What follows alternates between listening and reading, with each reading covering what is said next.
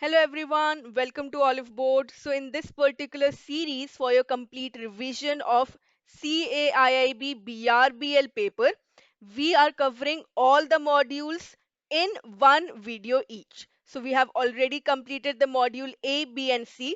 In this video, you are going to get the complete revision of all the units from module D. Module D has some commercial acts like the Indian Contract Act, Sales of Goods Act, very important acts like the Companies Act, LLP Act, Partnership Act. So you need to revise this module.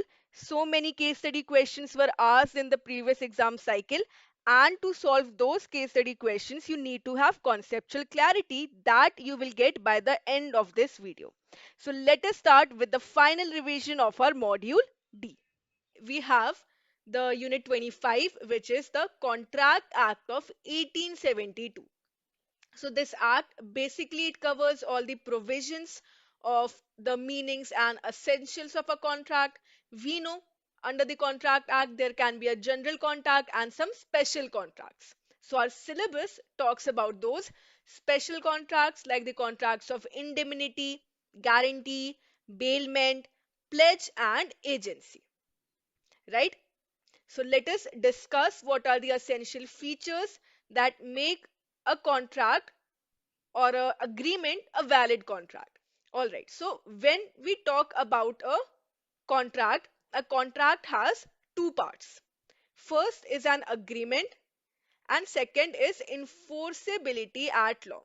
If two people A and B, A proposes something, a proposal is made by A.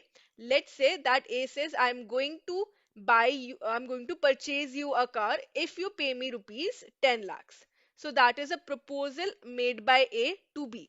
And B, it agrees to pay rupees 10 lakhs for the car. So it is a promise that is made or something which is known as an agreement. So this is an agreement between the two people. Now, when this agreement is in a written form, it is signed by both the parties as well as it is legally acceptable. The agreement between the two is not something which is void in the eyes of the law.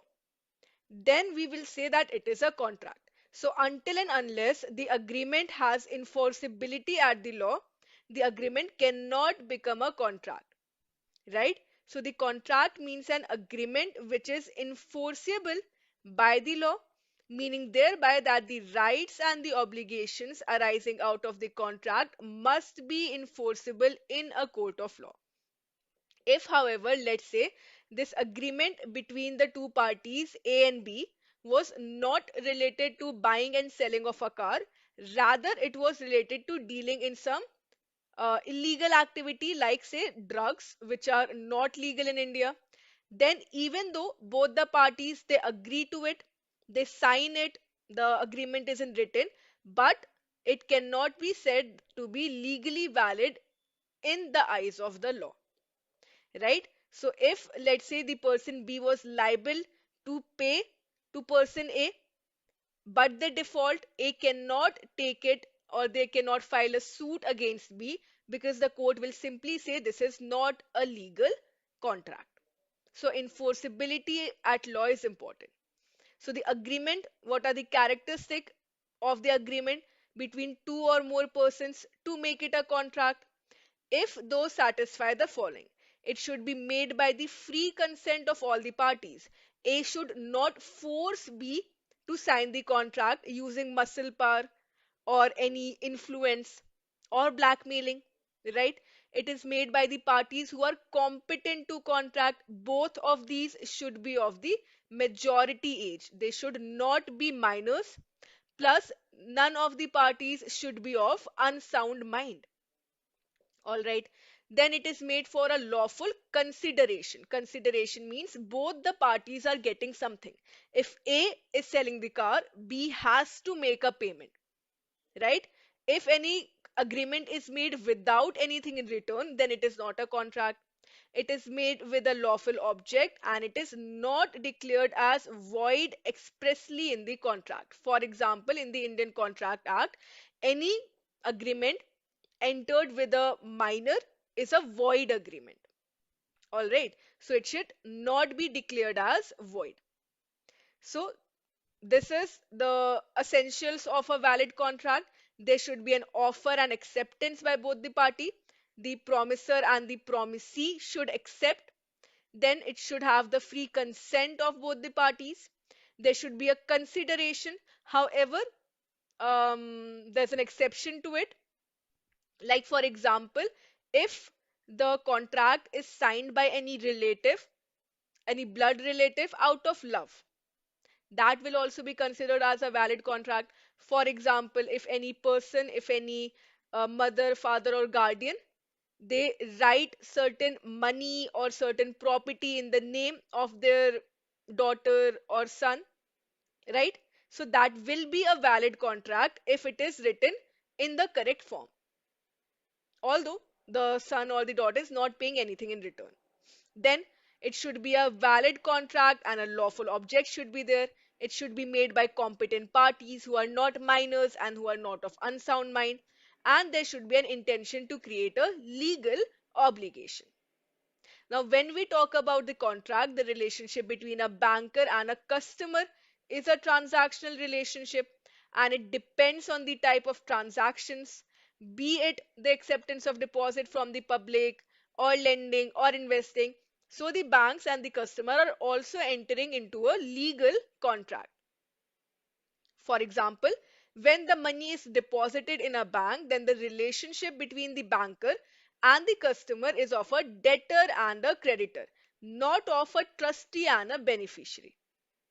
All right. Another example could be, let's say, the relationship between the bank and the customer becomes that of creditor and debtor simply when the customer has borrowed money from the bank by the way of overdraft, cash credit, demand loan, or term loan.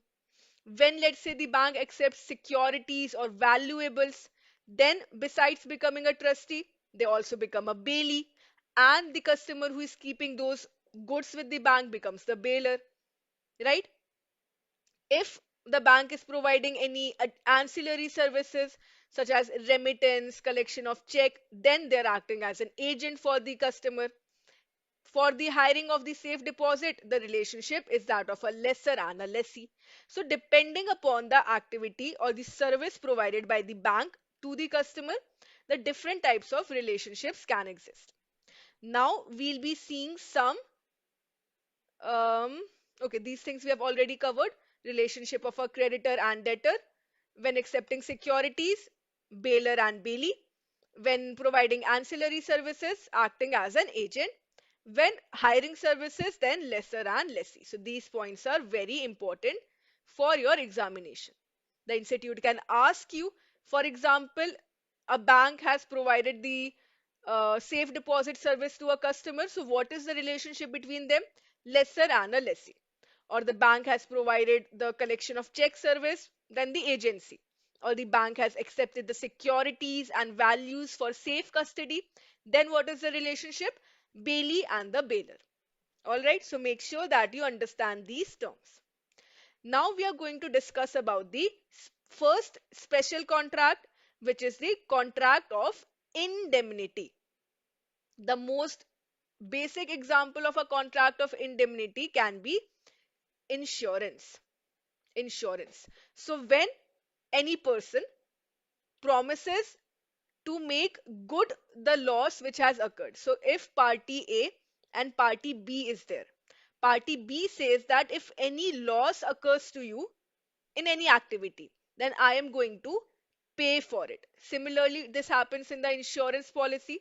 The insured person and the insurance company. So the insurance company, let's say in the case of a house insurance, a person has purchased the house insurance and the house has incurred damages due to a fire, and the cost which has the loss of money which has occurred because of the fire will be now paid by the insurance company. So it is, the insurance company is indemnifying the loss. So it is a contract by which one party promises to save the other from the loss likely to be caused to him. right? So the parties to a contract, there should be a presence of all the elements. Then it should be either written or implied. Promise to indemnify should be there, and only one contract will be formed. So the loss either by the conduct of the promisor himself or by the conduct of any other person. For example, if person A owns a car, person A owns a car, and person B takes that car, right? Then they're going to promise person A that if any damage happens to the car, then I'm going to pay you for it. And if that car goes into an accident, then B has to make good the loss, right? So this is indemnifying. The assured, however, must prove a loss. Only then the indemnifier is going to cover the loss, right? So, there is the implied indemnity. Although the Indian Contract Act does not seem to cover the case of implied indemnity, still it is there, right? Also, the Indian Contract Act does not specify the actual time of commencement of the liability of the indemnifier. Therefore, the judgments have been varied with some high courts opening that the indemnifier is not liable till the actual loss has been incurred by the indemnity holders. This is one decision. Another decision that is taken by the high courts, they insist that the indemnity holder can compel the indemnifier to make good the loss even before he actually discharges his liability by payment, etc. All right. So basically, what we are saying here that the indemnifier is going to make good the loss, right? Then we have another special contract, which is a contract of guarantee. So the contract of indemnity also covers that the person who is promising to pay for the damages, that is the indemnifier, but there only two parties are involved. But in the contract of guarantee, there are three parties involved. There is the principal debtor who is taking, let's say, a loan from the creditor, and there's a surety.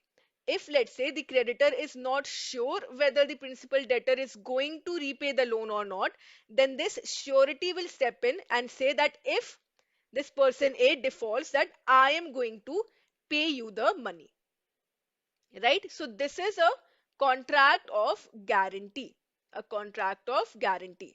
It is a contract to perform the promise or discharge liability of a third person in case the third person defaults. Again, the guarantee may be either oral or written, right? So do not get confused between the contract of indemnity or the contract of guarantee. You should understand the difference between the two. So the person who gives the guarantee is known as surety, and the person in respect of whose defaults the guarantee is given is called the principal debtor. The person to whom the guarantee is being given is known as the creditor or the beneficiary. Make sure that you understand these terms. For example, if this person A wants to take a loan of rupees, let's say 10,000 from B, but B does not know A very well and they fear that A might not return the money, then C, who is a good friend of A, they can tell B that if A in any manner does not return the money, then I will personally pay it to you, right? So this is assurance is given to C by the surety, which is B, right? So B lends the money to A, right? So on the assurance given by C to the creditor, they are going to lend the money to the principal debtor, who is A, right? If another point can be, let's say A actually fails back to pay the rupees 10,000. Now the surety C has to pay on their behalf to B. So this is known as the contract of guarantee. All right. Yes. So this is the contract of guarantee. So the liability of the surety is coextensive with that of the principal debtor unless it is otherwise provided. So the surety is regarded as a favored debtor. This creditor cannot resort directly to the surety for the payment. only if A is going to default, then the surety will step in and pay the money. Only if the principal debtor is unable to pay the debt, the surety takes the place of the principal debtor. Therefore, any sum of money owed by the principal debtor becomes payable by the surety. Even the interest that the principal debtor may owe to the creditor will be paid by the surety. All right. Now, why would any person act as the surety? Because apart from the expressed guarantee or contract, there's also the implied guarantee or contract that now this surety C can recover their money from the principal debtor. So this principle is also there.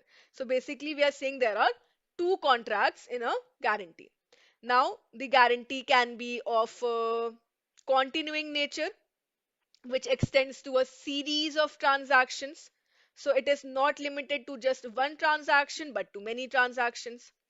Then what happens if the surety dies? Normally, the guarantee ends from that date. However, if in the contract that was signed between the principal debtor and the surety, the intention of the parties as regards the future transactions, it can continue. The people who the surety will hold responsible after their death to make the payment can be referred. Any variance in is made without the surety's consent. Let's say the principal debtor and the creditor are making any change in the terms of contract and the surety does not know about this change, then the surety can, it is acted between the debtor and the creditor, it discharges the surety as to the transactions. The surety can step out of the contract, right, if they do not know about the changes, if the changes have been made without their consent. In every contract, there's also an implied promise by the principal debtor to indemnify the surety. If the surety is making payment for the principal debtor, then the principal debtor have to later on make the payment. If, however, the principal debtor does not make the payment, then the surety is entitled to recover whatever sum he has rightfully paid under the guarantee, right?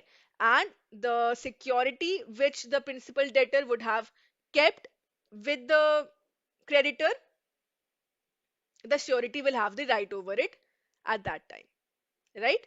So the security or the surety is entitled to the benefit of every security which the creditor has against the principal debtor at the time when the contract is made, whether they know about it or not, right? We are going to cover the second part of our Indian contract of 1872. Today we are going to cover the other special contracts, bailment, pledge, and the contract of agency. Let us start. So when we talk about bailment, it is defined under the Act as the delivery of goods, first point, by one person to another for some purpose, upon a contract that they shall, when the purpose is accomplished, be returned or disposed of according to the directions given by the person delivering them. For example, if person A is the owner of a car, right, and they are for their providing the possession of the car to person B who owns, let's say, a car servicing center. Car servicing center. The person B says that I will repair your car, whatever damages have occurred, whatever needs to be done in 7 days, right?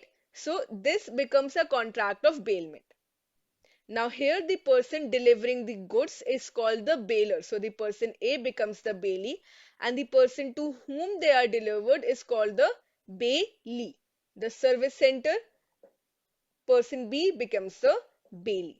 So this is the contract of bailment. So delivering of goods, the physical delivery of the goods. We are handing over to change the possession of the movable property from one person to another for a specific purpose. Movable property and handing over. Change in possession, not the ownership. We are not selling the good, we are just changing or handing it over to another person for a specific time period, right? So the time period will be specified. After that time, the bailee will have to return that good to the bailor, and it is also the responsibility of bailor to take back that good after, for example, as given in the situation, after 7 days, right? Okay.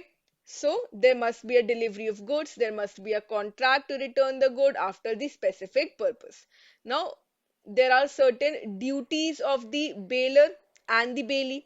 Duty of the bailor is the transfer. No transfer of ownership is done. There's a complete disclosure of all the information related to the good, the title warranty, and it is also defended against any losses. The bearer has to defend the bailee against any losses. The bailee is going to acknowledge that the ownership is with the bailor. Only the transfer of possession is being made. The goods will be used only for the agreed goal. The service center owner, person B, cannot take the car of person A to another city or cannot give it to another person. It will be used for the agreed goal only. It will be returned, the property will be returned after the purpose is over as per the time stated in the contract. And if there are any problems or any loss has occurred, then the bailee will have to inform it to the bailor. Now, there are certain essentials of bailment. First is a contract. There should be a contract between the two parties, and the contract may be express or implied. Then second is the delivery of goods. The goods must be delivered by one person to another. Now this delivery can be actual or it can be constructive. When the actual goods are delivered physically by the bailor to the bailee, then it is the actual delivery. However, constructive delivery, or another term which is used, we will just write it here, constructive or symbolic delivery. Symbolic delivery. Here what is happening? Where something is done which has the effect of putting the goods in the possession of the bailee, as for example the case of endorsement and delivery of bill of lading or a railway receipt, right? Okay, so that is a constructive or symbolic. So actual, constructive and symbolic delivery can be done. Then the purpose for which the good will be used should be specified. For example, if the good are delivered by mistake, then there is no bailment.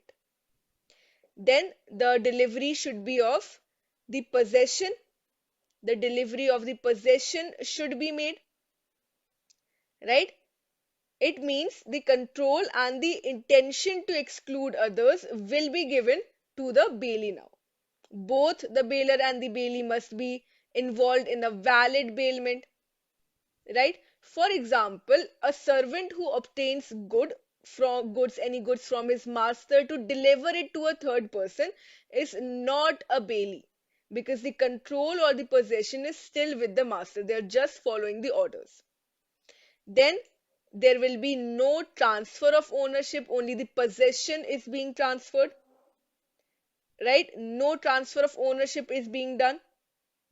And finally, the return of specific goods when the contract gets over, right? So as soon as the purpose of the contract is achieved, the goods shall be returned or disposed of as per the directions that are given by the bailor. So there are certain responsibilities. Bailors have to uh, tell the bailee about any faults in the goods that are bailed, of which the bailor is aware. They have to expose the bailee to any extraordinary risk that might occur. Bailee should take care of the goods. They should take care of the goods as if they were their own. For example, if the service center have held the car for the bailor, they have to take care of the car, right? So this is there in the bailment contract. Then we have the contract of pledge. In the contract of pledge also, the transfer or the bailment of goods is done. But here it is not for any use or any specific purpose, but the bailment is done as a security for payment of a debt or performance of a promise. Also, here we are talking about the movable property. When we talk about the immovable property, we are creating a mortgage. But the bailment of goods as a security for payment of a debt or performance of a promise is called the pledge. So here the person who is pledging or the bailer is called the pawner, and the person to whom the good has been pledged is known as the bailee or the pawnee. So the pawner-pawnee relationship exists. There's a pawnee-pawner relationship. Now you might think that pledge is similar to a lien or the banker's lien, but there's a major distinction. The major distinction between a pledge and a lien is that in lien there is no power of sale or disposition of the goods, whereas in the case of pledge, the pawnee has the power to sell on default. Right? So in the case of a lien, there is no transfer of interest, and the person exercising the lien only has the right to retain the subject matter until he is paid. While in the case of pledge, sale can be made in the event of default, or we can also say that the pledge is assignable. The pledge is assignable. These are the important points. How pledge is different from the lien. All right. So the pledge is made by pledgee. Then we have the third type of special contract, which is the contract of agency. Agency means a third party. So the contract of agency stems from the need which arises sometimes from a person to employ another person to do an act for her or him or to represent her or him in dealing with third person. So if I am appointing another person to teach you on my behalf, so this is a contract of agency. I'm appointing an agent to perform my function. So here the term agent and principal have been defined in the act. Agent is the person who is employed to do any act for another person or to represent them in the dealings with the third person. And the person for whom such act is done or who is represented is called the principal. So if I am appointing any person, person A, to teach on my behalf, this person A will become the agent and I will be known as the principal in the contract of agency. Right? The contract of agency. Now, there are certain essential characteristics of the contract of agency. The principal should be competent to contract. We have seen the majority age of sound mind, then only they can employ an agent. The agent should also be competent to contract. They should again be of the majority age and of sound mind. And consideration for appointment, however, is not necessary. No consideration is necessary to create an agency. Right? An authority is expressed when it is given in words by oral or written and when there are no considerations. So that is one thing that makes it different. All right. Now, there are certain duties that have to be performed by the agent.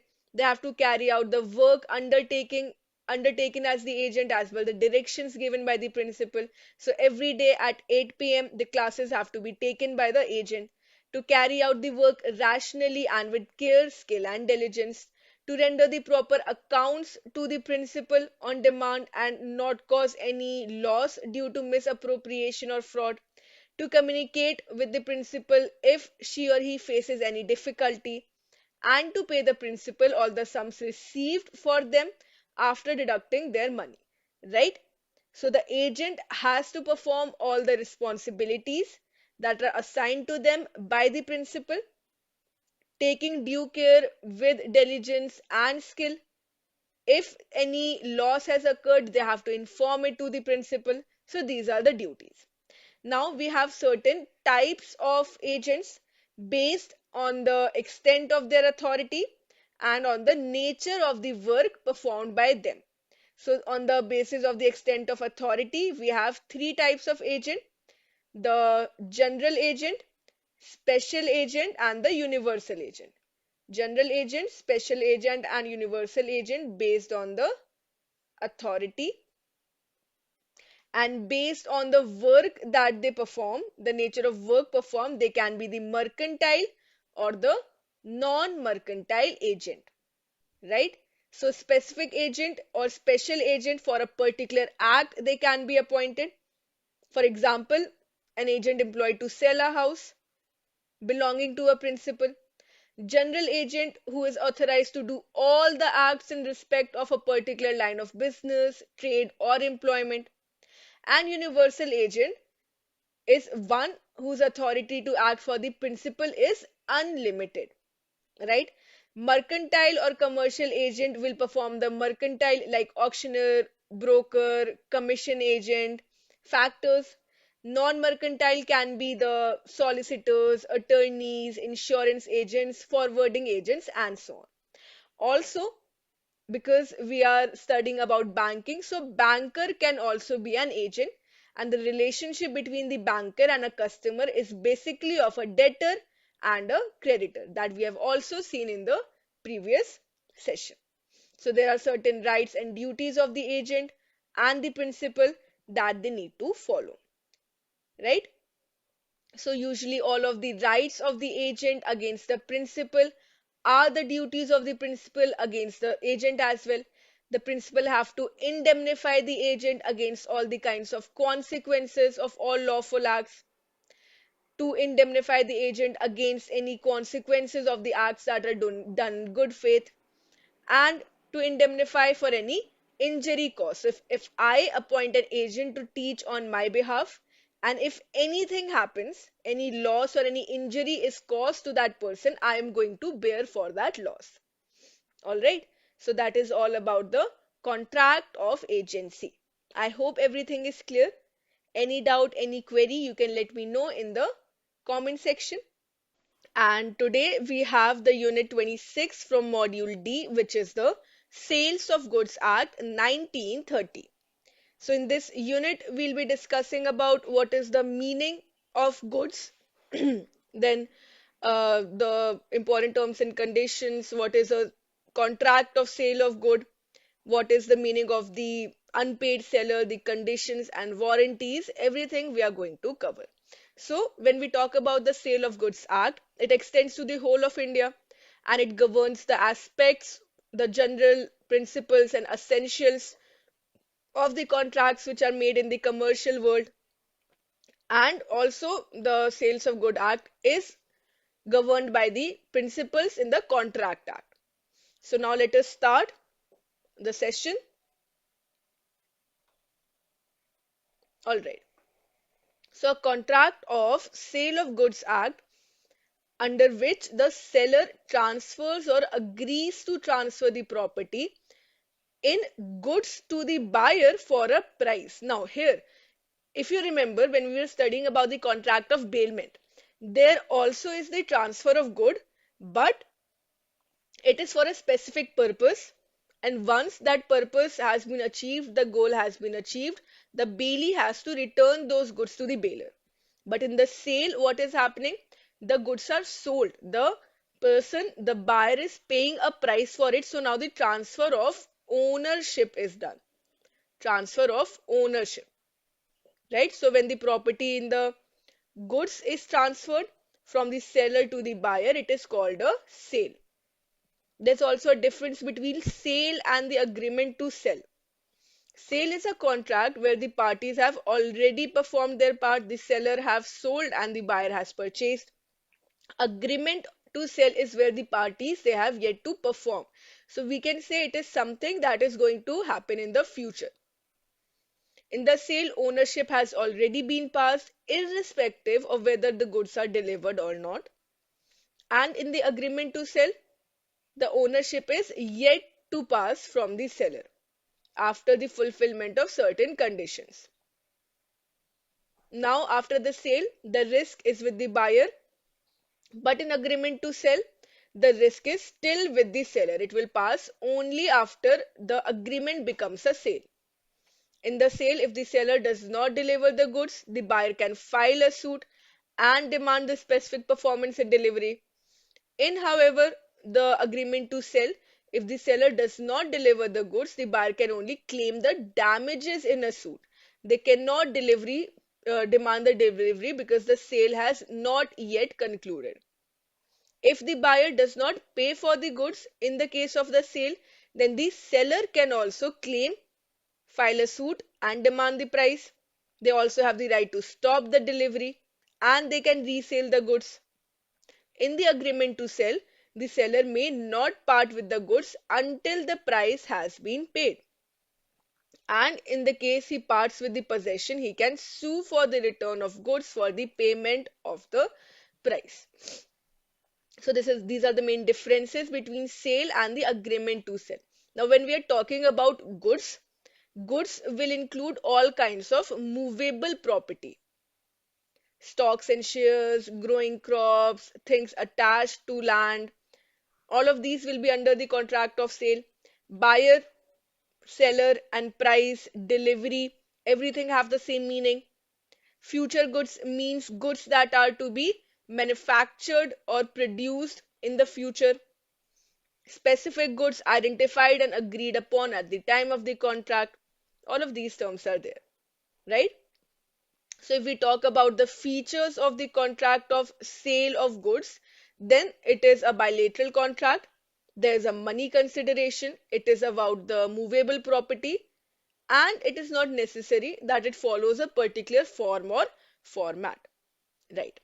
Next, we have the terminologies. What is the meaning of condition and warranty? In every contract of sale of goods, there are certain stipulations, terms and conditions regarding the nature, quality and quantity of the goods. These are known as the condition and warranty. So if the stipulation agreed to between the parties is essential to maintain the purpose of the contract and is of such a nature that if the stipulation is breached, it is violated or not complied with, then a party to the agreement would have the right to treat the contract as repudiated or cancelled. Then such a condition, such a stipulation is known as a condition. So something which is compulsory. Like if I am buying a car from the seller, the car should be functional. The car should have four wheels. The seller cannot sell me the car with three wheels, right? So this is a condition. If it is breached, I will cancel this contract. On the other hand, a stipulation which is collateral to the main purpose of the contract is a warranty. The breach of such stipulation gives rise to a claim for the damages only. The parties cannot reject the goods and treat the contract as repudiated. Warranty. If the car seller is saying that the car is new and it will work without any issues for at least 5 years, so that is a warranty that they're providing. It is only a collateral. It is something which is, we will say, complementary. It is complementary, right? Now again, the conditions and warranties can be expressed or implied. Express conditions and warranties are those which are expressly stated in the contract. Implied are those which the law interprets to imply to every contract. It is given, it is understood that this will be included in the contract. Those are implied. They need not be stated vocally or otherwise, right? So implied condition on the seller, they have the right to sell the goods. They will have the right to sell the goods at the time when the ownership is to pass to the buyer, right? Then what are these implied conditions? First is the title of the seller. For example, a person buys a second hand car from any other person and they pay for it, and police takes away the car saying that it was a stolen one. Then the person who had bought the car can recover the price from the second person as they have violated the implied condition. The implied condition is that the person who is selling the car should be the legal owner, or they should have the title to the ownership of the car. If violated, obviously the buyer can claim their price, recover their price. Second condition is sale of goods by the description. The goods should correspond with the description. For example, if A sells certain furniture to B by describing them that they are antique, they are of the 17th century, later on that person B discovers that those furniture are not of the 17th century, again the person A can reject the good and claim back the price. It should meet the description. Then third is sale by sample. For example, the bulk shall correspond with the sample in quality. The buyer shall have the opportunity to compare the bulk with the sample. It should be free from any defects, right? For example, if A wants to buy rubber material for a certain length and width, B shows a sample to A. A approves the sample, but when the material is delivered, it is delivered with a variation. Again, A can reject the goods as the goods do not correspond with the sample in the quality. Alright. Then sale is by sample as well as description. The goods must correspond not only to the sample but also to the description that is given. Right? Quiet possession, that the buyer shall have and enjoy the quiet possession. Once the buyer has paid for the goods, the seller now cannot interfere. The contract has been completed, the sale has been completed, the seller now cannot interfere. The buyer can use the good as and how in whatever manner they like. Then we have goods are to be free from any charge or encumbrance. This means that they should not be faulty, that the buyer can assume that the goods that are being sold to them would be his absolute property and no one could claim any right over the goods in the future if they are paying the price. Then the seventh is quality or fitness of the goods for a particular purpose. This means that if the buyer discloses to the seller that the purpose for which he wants the goods and he relies on the seller's skill and judgment. For example, if I want to purchase a fridge and that fridge should be having such capacity that it can serve at least 8 members of the family, then the seller should sell only that fridge to me, right? So it is the responsibility of the seller to supply then in such case. So this is an implied condition. And final is the caveat emptor, which means buyer beware. It is a warning. According to the doctrine of caveat emptor, the person who buys the goods must keep his eyes open, his mind active, and they should be cautious while buying the goods. They must examine the goods thoroughly. Later on, if the goods do not serve their purpose or they depend upon their own judgment and they make a bad choice, then they cannot blame the seller for selling such goods. Right? So, the caveat emptor means before making the final purchase, the buyer should make sure that the goods are as per their requirement. Then we have the case of the unpaid seller. The unpaid seller.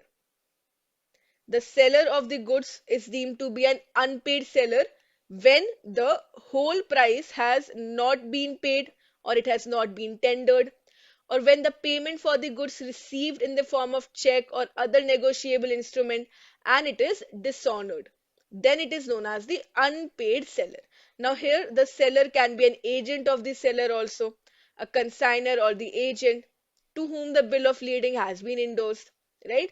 So if the buyer, they agree to the contract of sale but they are not paying the seller, or they're paying only the half amount, or they've paid through a check and it has been dishonored, then the unpaid seller clause arises.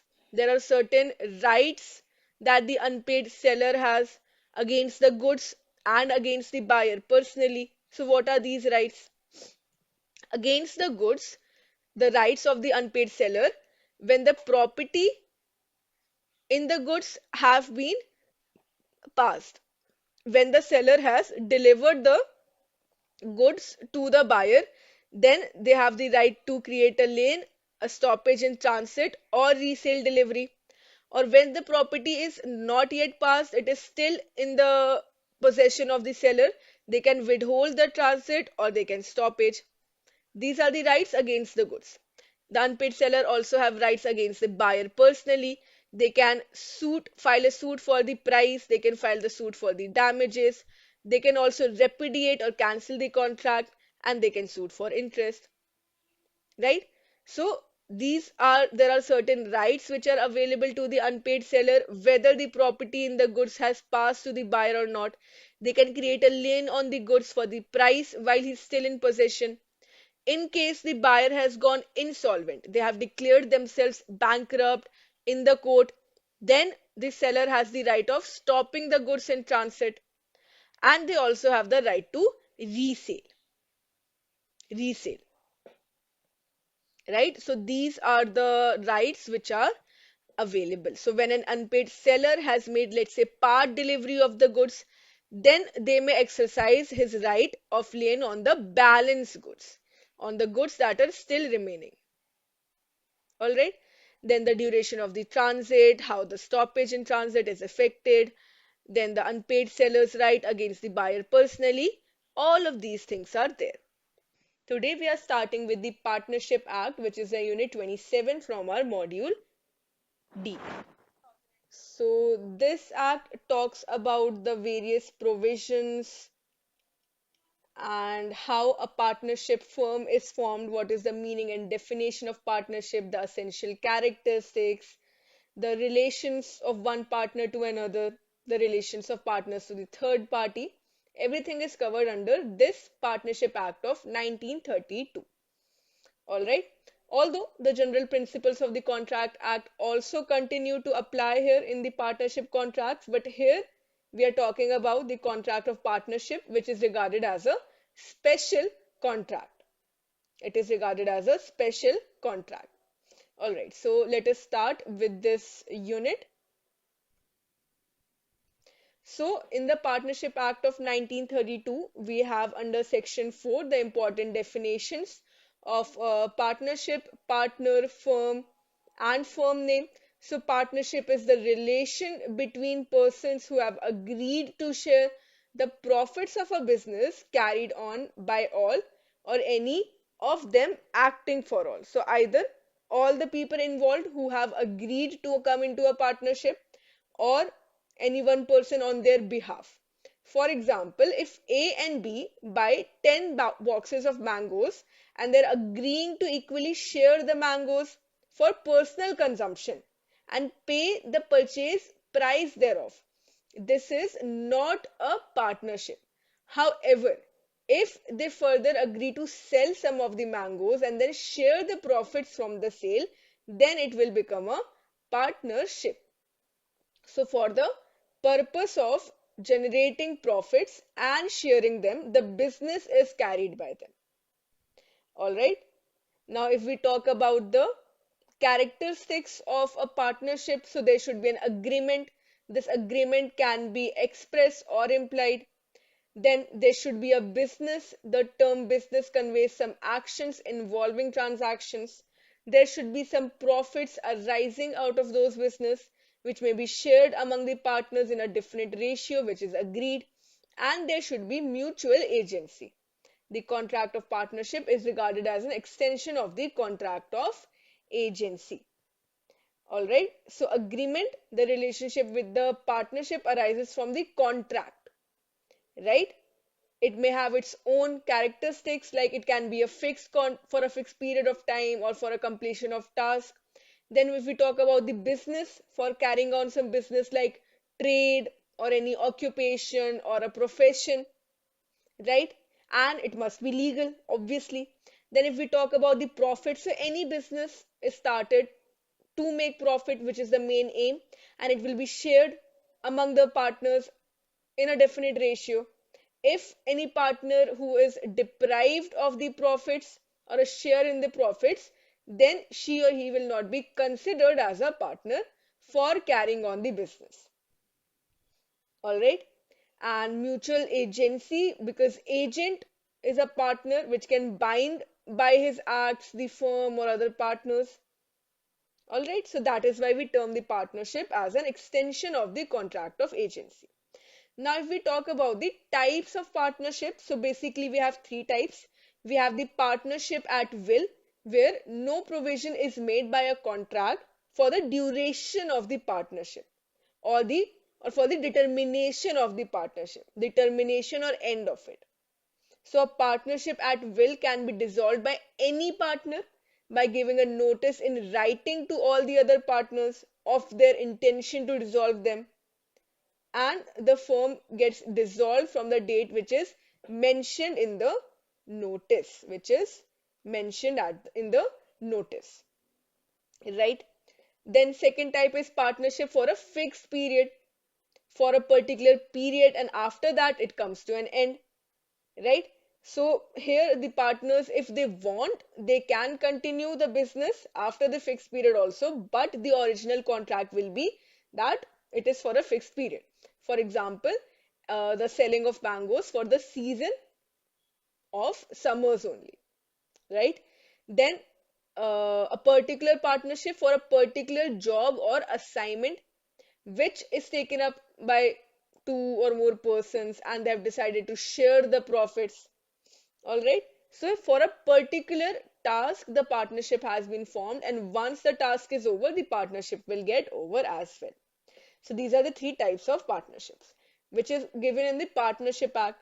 Now we also have the limited liability partnership, the frameworks of which are contained in the Limited Liability Partnership Act of 2008 and the Limited Liability Rules of 2009, which are known as the LLP Act and the LLP Rules respectively. Both of these things are important, the LLP Act and the LLP Rules, right? And what is a limited liability partnership? It is a body corporate and a legal entity which is separate from its partners. It has a perpetual succession, means that even those who have formed or created the partnership, they leave the partnership or the firm, or the important management or directors are changed, then also the partnership will not come to an end. This is the meaning of perpetual succession.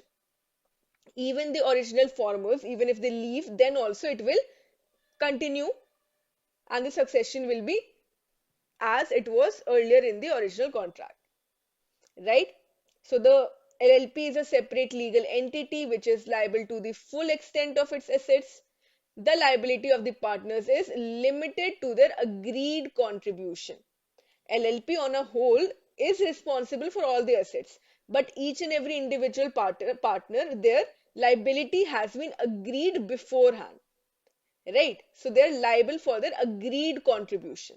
Further, no partner is liable on account of the independent or unauthorized actions of other partners. If three people are there in this partnership, one of them was involved in the money laundering, so others will not be held liable.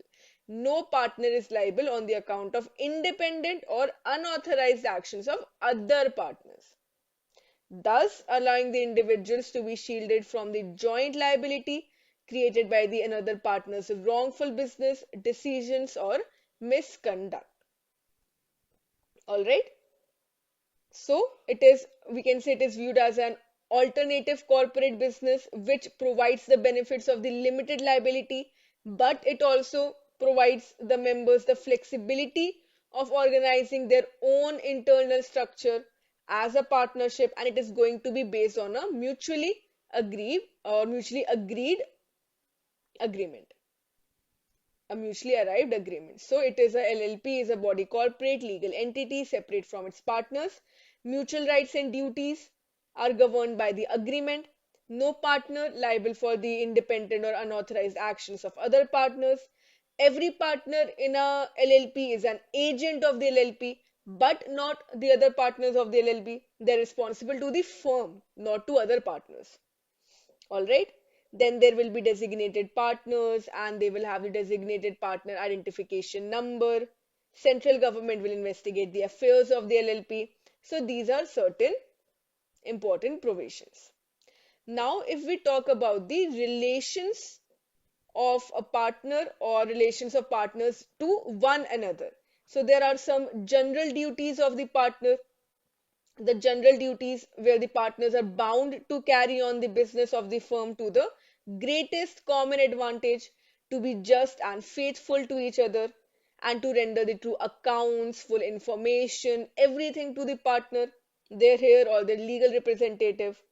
Then they have the duty to indemnify the loss which is caused by the fraud. This is the duty which is an absolute one, and no partner can contract himself out in the agreement, right?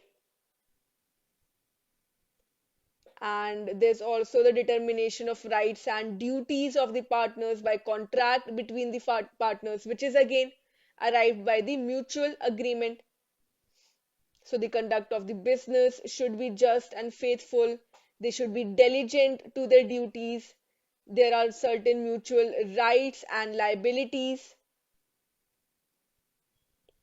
And regarding the profit or property of the firm, it includes all the property or the rights in the property originally brought into the firm or later acquired.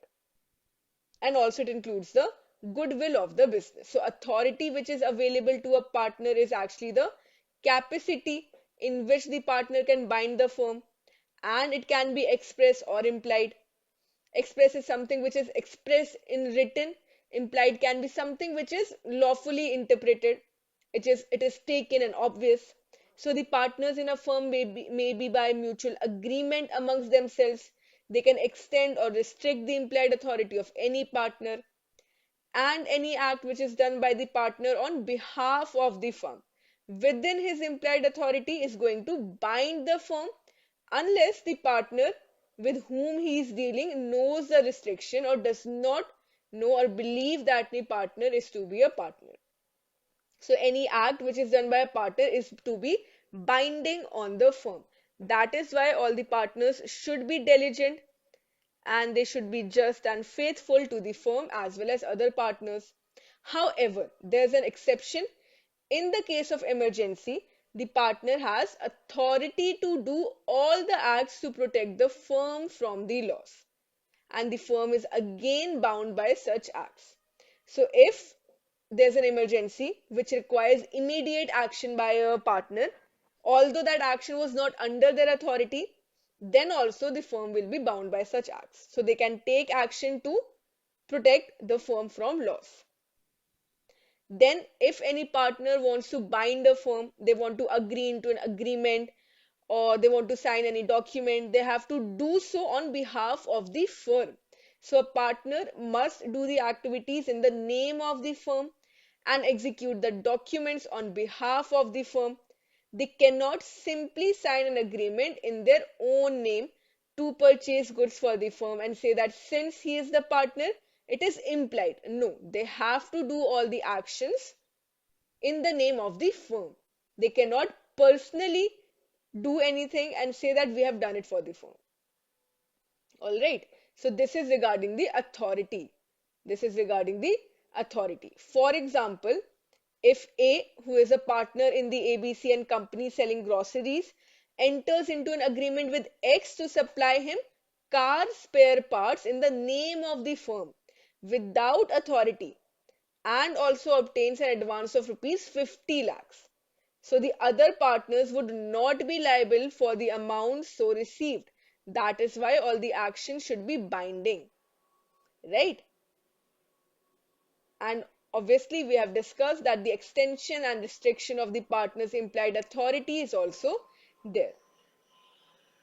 If any action is to be bound on the firm, it is to be done on the name of the firm. Then what is the liability of a partner for acts for the firm? They are jointly. Every partner is liable jointly with all the other partners, and so severally for all the acts which are done while he is a partner. This is a core business of the partnership, right? So they are jointly liable. If, however, again an exception to the joint liability, if a partner commits some wrongful act or omits doing something in the ordinary course of the business or without the authority of the other partners and consequently a loss or injury is caused, then the firm is liable thereof to the same extent as the partner.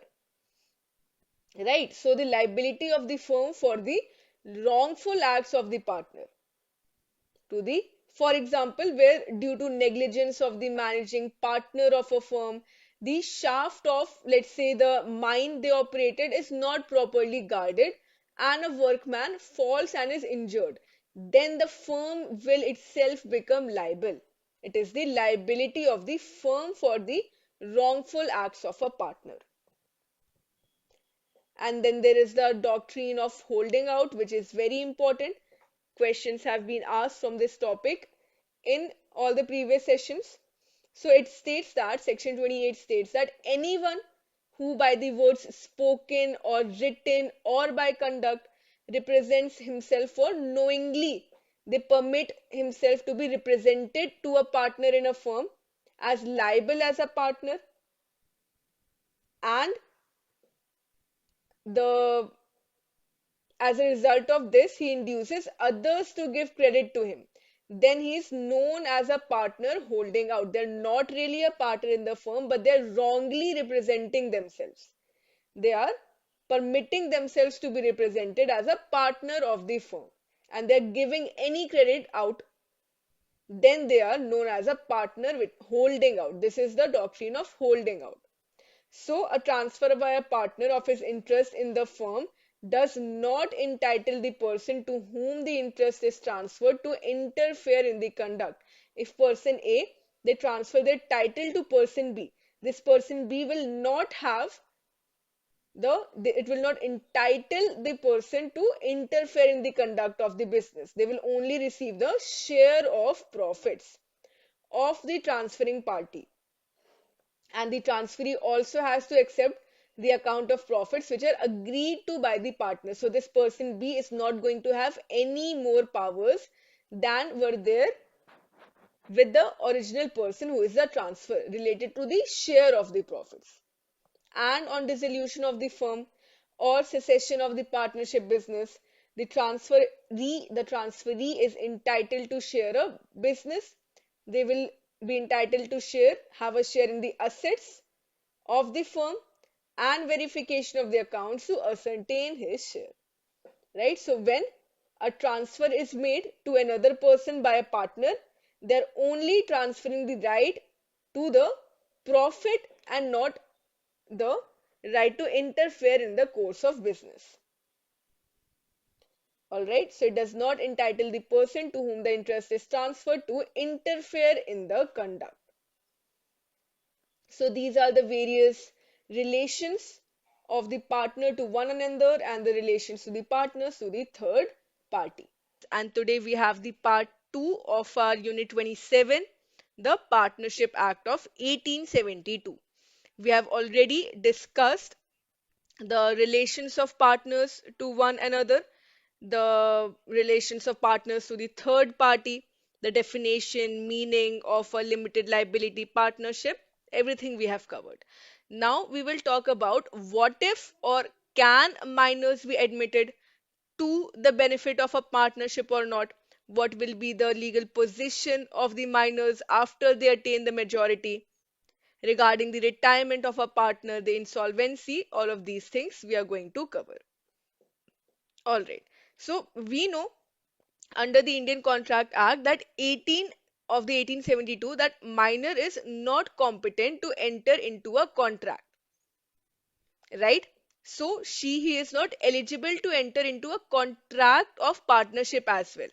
However, a person who is a minor cannot be a partner in a firm, but with the consent of all the partners, he may be admitted to the benefits of the partnership. They cannot be made liability, and under no circumstances can the minor be made liable for any liabilities of the firm. They cannot be personally liable for the acts of the firm, except to the extent of such minors share in the partnership. So the minor can have a share in the property and the profits of the firm as agreed upon the partners, and the minor can also have access to the accounts of the firm. However, only the minor's share is liable for the acts of the firm, but the minor is not personally liable for the acts of the firm and the liabilities arising therefrom. All right. Again, the minor may or may not take a legal action against the partners for the payment of the share of the property or the profits of the firm, except when ending his connection with the firm. All right. Now, what is the legal position of the minor after they attain the majority age? So, at any time within 6 months of his attaining the age of majority or of his obtaining the knowledge that he has been admitted to the benefits of the partnership, the minor partner who has attained majority may give a public notice informing whether he has elected to become a partner or not, whether after attaining the age of majority they want to become a partner or not. And this notice determines his position as regards the firm. However, if he fails to give such notice, then he shall become a partner in the firm on the expiry of the said 6 months. So you need to remember that within 6 months they need to make a public notice, or automatically they will become a partner and they will now be liable. Right?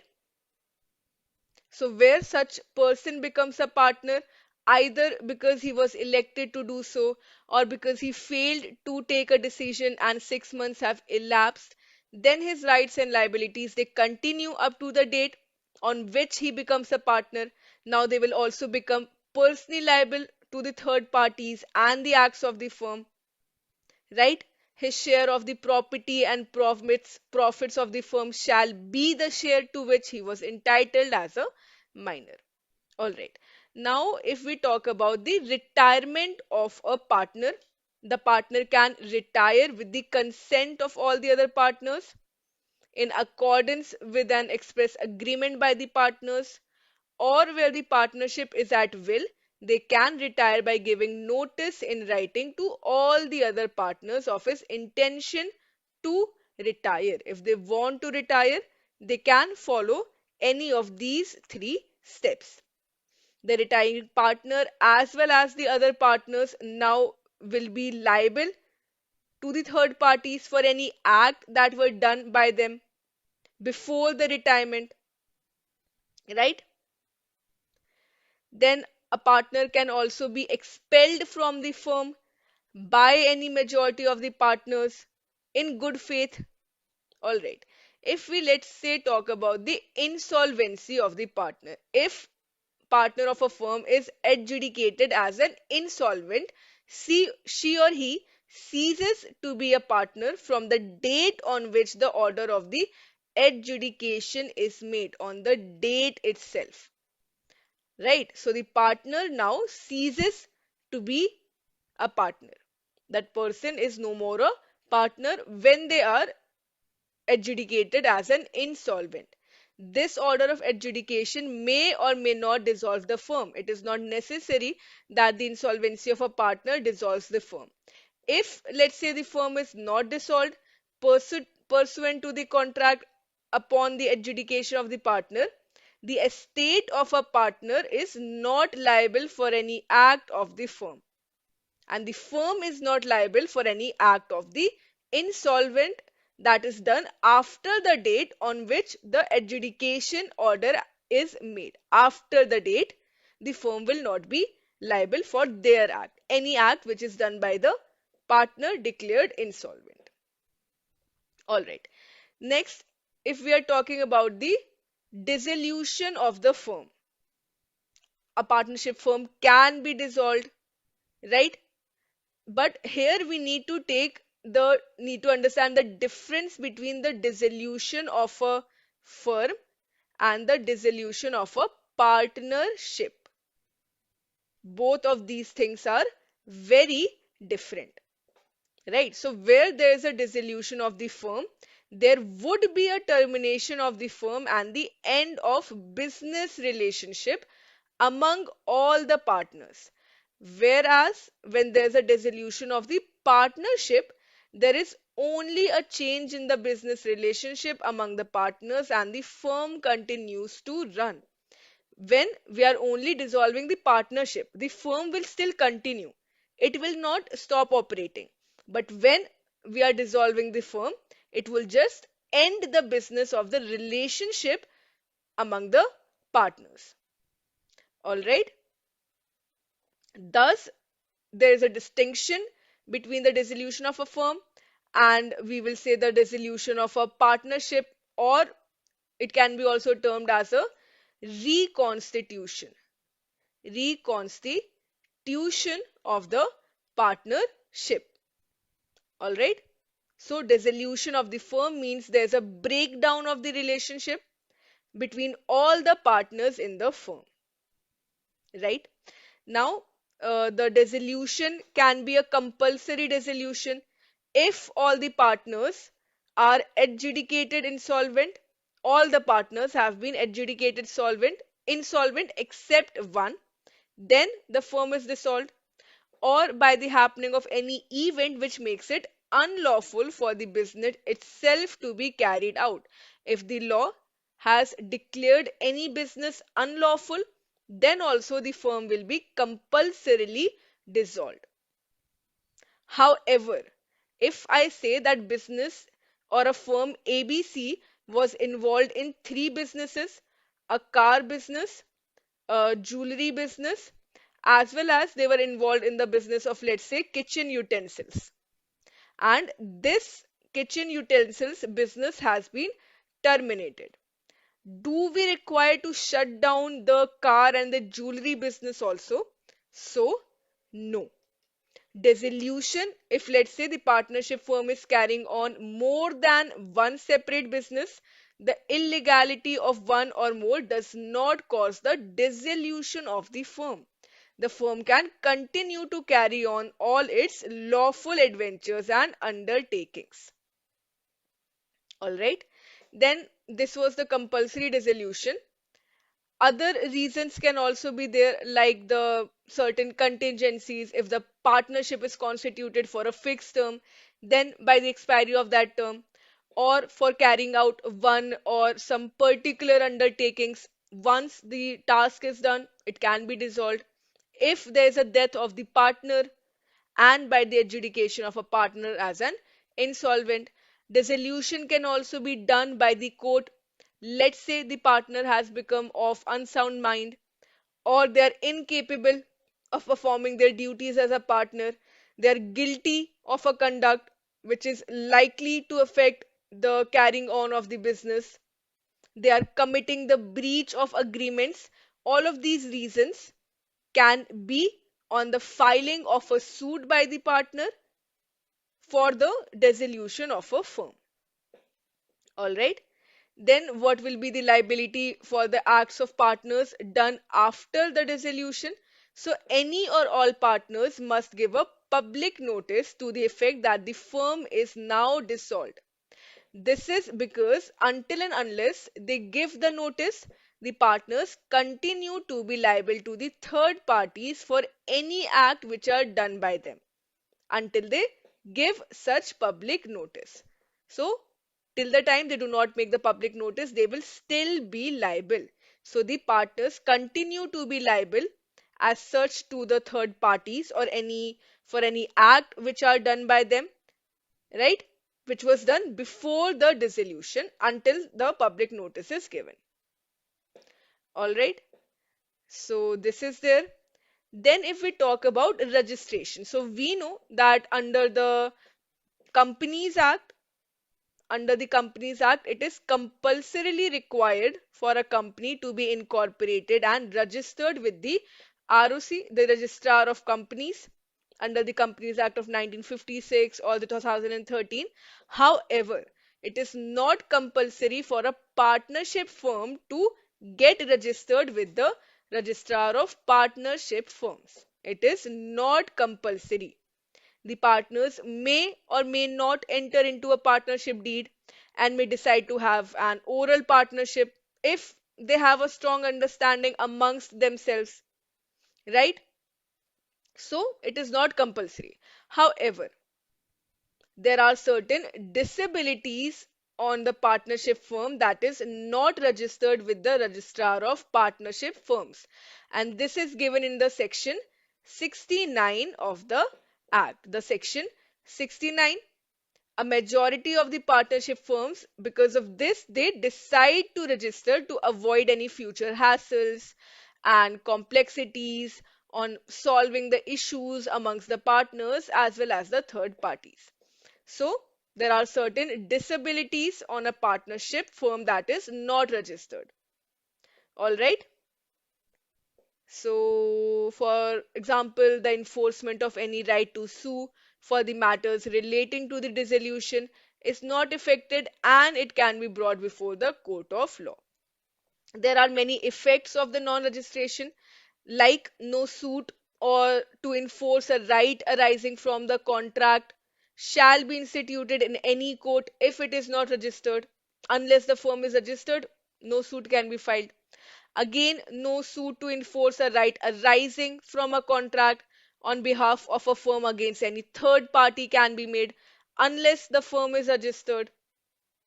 However, this will not apply to the partners or the firms which have no place of business in the territories to which the act extends, right?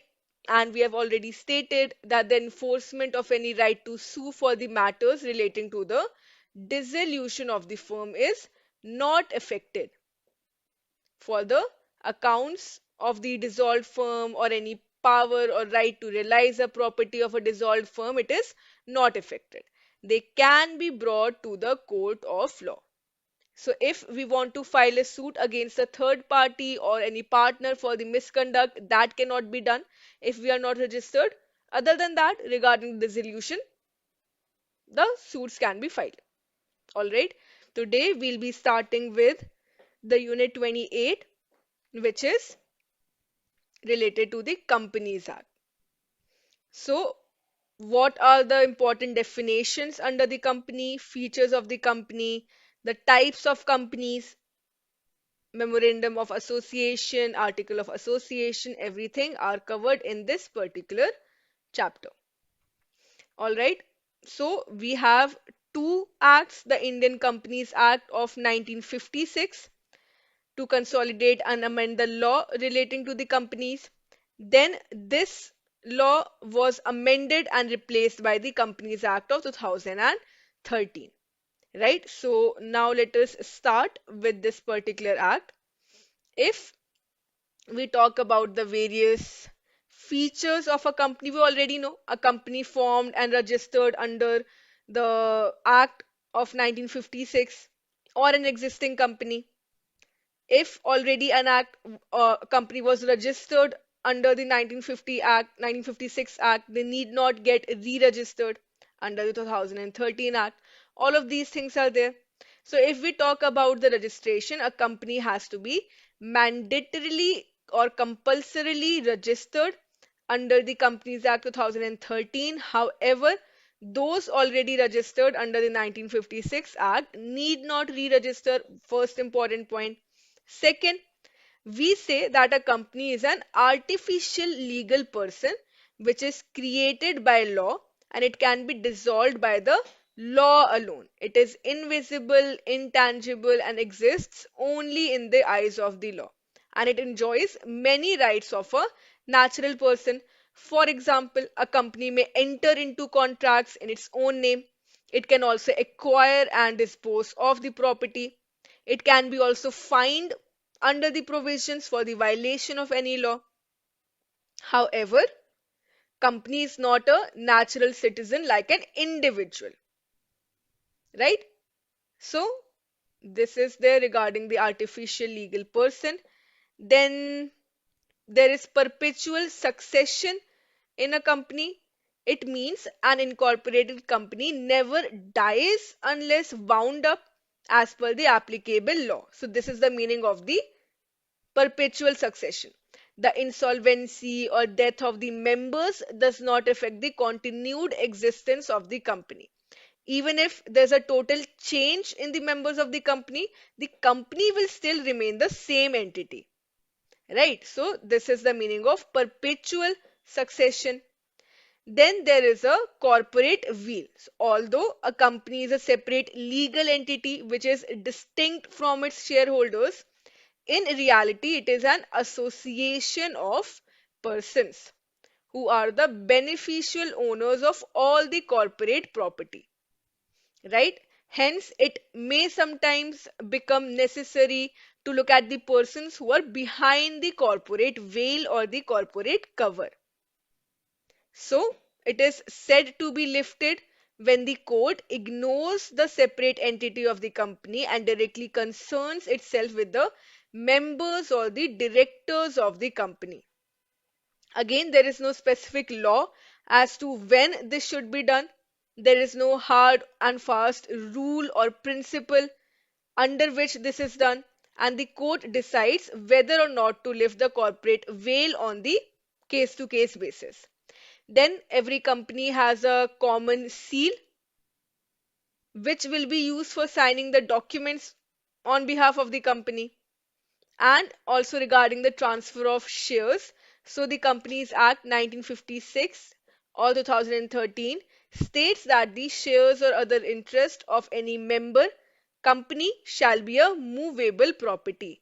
They are transferable in the manner which is provided in the Articles of Association. So a shareholder can sell their share in the open market. They can get back their money without changing the capital of the company. All right. Now we have stated the term associate article of association. So what is the meaning? Before that, first we need to see what is the distinction between company and a partnership. There are various differences regarding the registration, like registration of a company is compulsory, but that of a partnership is not compulsory. We have seen in the previous unit in the Indian Partnership Act of 1932. Regarding the number of persons or the partners, minimum of 2 and maximum of 200 in case of private company. In case of one person company, it is, as the name suggests, one person. However, minimum number of two persons is required to form a partnership.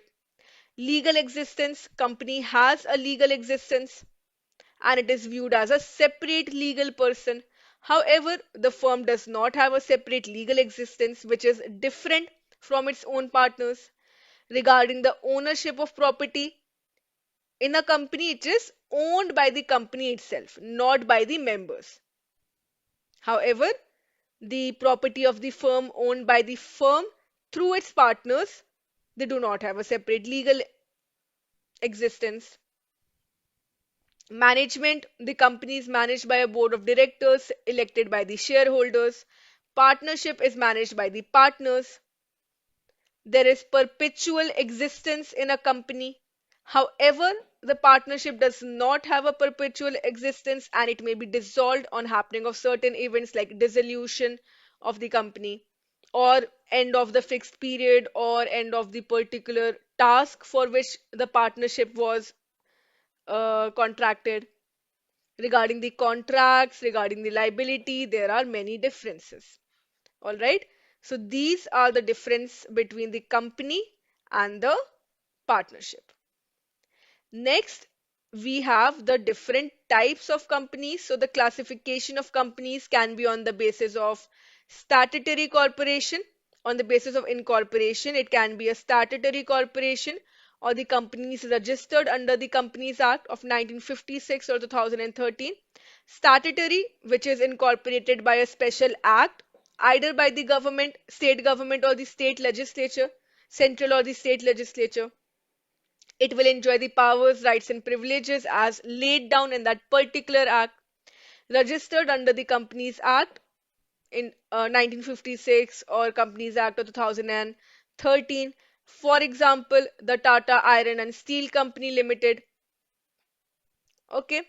Then on the basis of liability, a company can be limited by the shares, a company can be limited by guarantee, and a company can be with unlimited liability, limited by the shares, there's a provision for share capital divided into a certain number of shares, and it forms the source of funds for the company.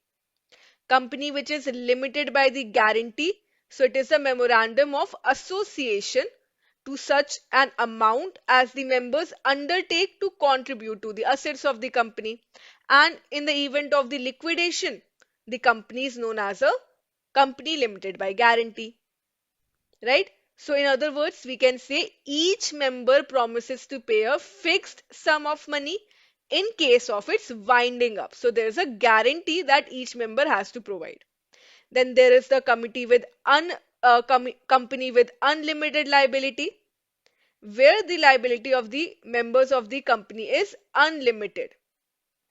Every member of such company is liable without any limit for its debts in the case of a partnership firm in proportion to her or his interest in the company.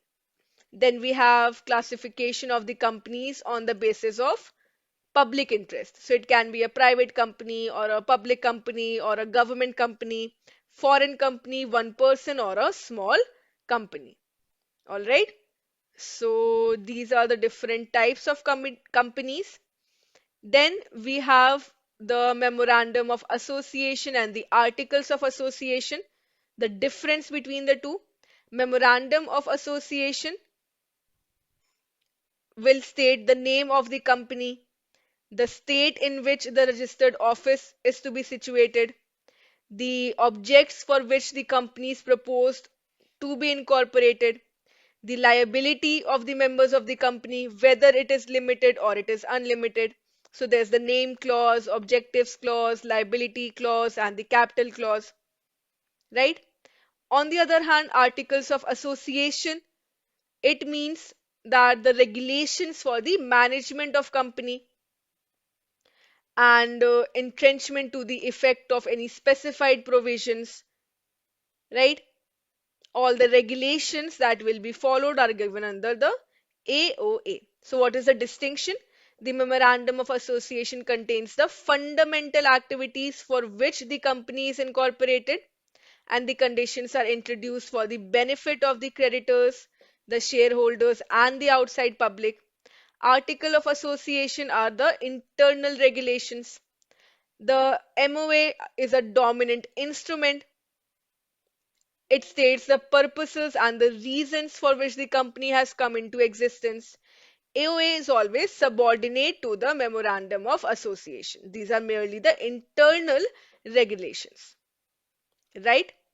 Then the clauses in the memorandum of association can be altered only by a special resolution of the company and approved by the central government. However, any terms of the article of association can be altered by a special resolution and no approvals are required from the central government. This is a very important distinction. Then, if a company commits an act in the contravention of the memorandum of association, then the acts and the liabilities arising from them are not binding on the company, and the same cannot be ratified by the company. However, if the company does something in contravention of the provisions of the article of association, it is only a procedural irregularity and it can be ratified by the shareholders. So this is the difference between the MOA and the AOA.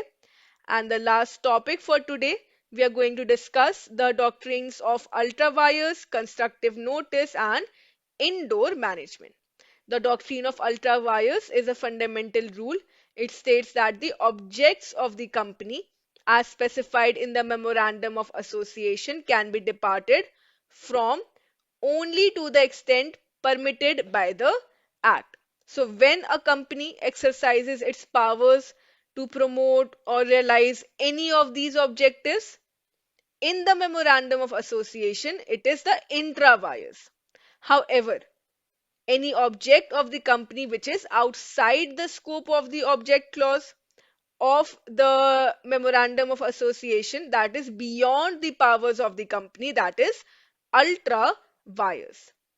The company cannot sue on an ultra vires transaction and it cannot be sued by any party as well. All right. So this is the effect of the ultra wire transaction. No company can be held liable for the obligations which are arising out of such a contract. Then we have the constructive notice. Constructive notice. It means that it is the duty of every person who deals with a company to inspect its public documents. Any third party who is entering into a contract with the company, they should know each and everything about the memorandum of association and the article of association. And they should make sure that this contract is in accordance with the company's procedures. Right? So it is therefore the duty of every person to inspect these documents. In other words, we will assume that the third party is having all the knowledge of the contents in the documents. That is the constructive notice. All right. Then we have the doctrine of indoor management, which is an exception to the rule of constructive notice. The doctrine of indoor management protects the outsiders dealing with the company, and the doctrine of constructive notice protects the insiders of the company against dealings with the outsiders. Right? So, a person who deals with the company is deemed to have read and understood the registered public documents to see that his contract with the company is not inconsistent, but he is not bound to inquire into the regularity of the company's internal functioning or internal management of the company. Right? He will not be affected by any irregularity in the internal management of the company. So the constructive notice is protecting the company from outsiders, and the indoor management doctrine of indoor management protects the outsiders dealing with the company. Today we'll be covering the part 2 of our Companies Act from module D. Right, so from this unit we have completed the types of companies, the difference between the memorandum of association and the article of association. We also studied about the different doctrines of ultra vires, constructive notice, and indoor management. Today we'll be starting with the membership of a company. All right. Now, who can be a member of a company under the provisions given in the Companies Act? First, the subscriber to the memorandum of the company who shall be deemed to have agreed to become a member of the company and on its registration shall be entered as a member in its register of the members. Right? So, this is the first type. Then every other person who agrees in writing to become a member of the company and whose name is entered in the register of members. Then every person who is holding shares of the company and whose name is entered as a beneficial owner. Now, in the Companies Act of 1956, the words member and the shareholder have been used interchangeably, and generally speaking, except for a few cases, they are synonyms. Example, in the case of companies having no share capital, there are members but there are not shareholders. Otherwise, these two terms are used interchangeably.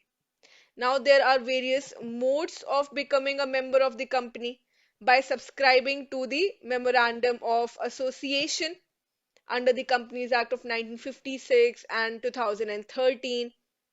Hence, on registration of the company, that person shall be entered as a member of the company. Right? So, they have agreed to become a member of the company. Right? Then, membership by the allotment of shares. A person may become a shareholder if he agrees to take shares in the company. Right? Then transfer of shares: if a person buys a share of the company in the open market and then applies to the company to register him as a member, then also she or he will become a member on registration of his name. Transmission of shares in the case of death of a member: if the member had not made a nomination for the shares, then the surviving joint holder or the legal representatives have the right to register themselves as the member of the company. Membership by acquiescence, a person is deemed to become a member if he allows his name to be put on the register of the members, or otherwise he holds himself out as a member even if there is no agreement to become a member, right? Then joint membership, when two or more persons hold shares in a company in their joint names, it will be known as a joint membership. And finally, the beneficial owner in the records of the depository. So every person who is holding shares of the company and whose name is entered as a beneficial owner shall be deemed to be a member of the concerned company. So these are all the ways by which a person can become a member of a company. These are the modes of becoming a member. All right. So a company can be a member, a partnership firm is not a legal person and it cannot buy any shares on its own name and thus become a member of the company.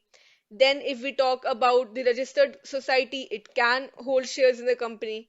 Minor person are incompetent at law to contract. They cannot apply for and be a member of the company. All right, so all of these terms are there.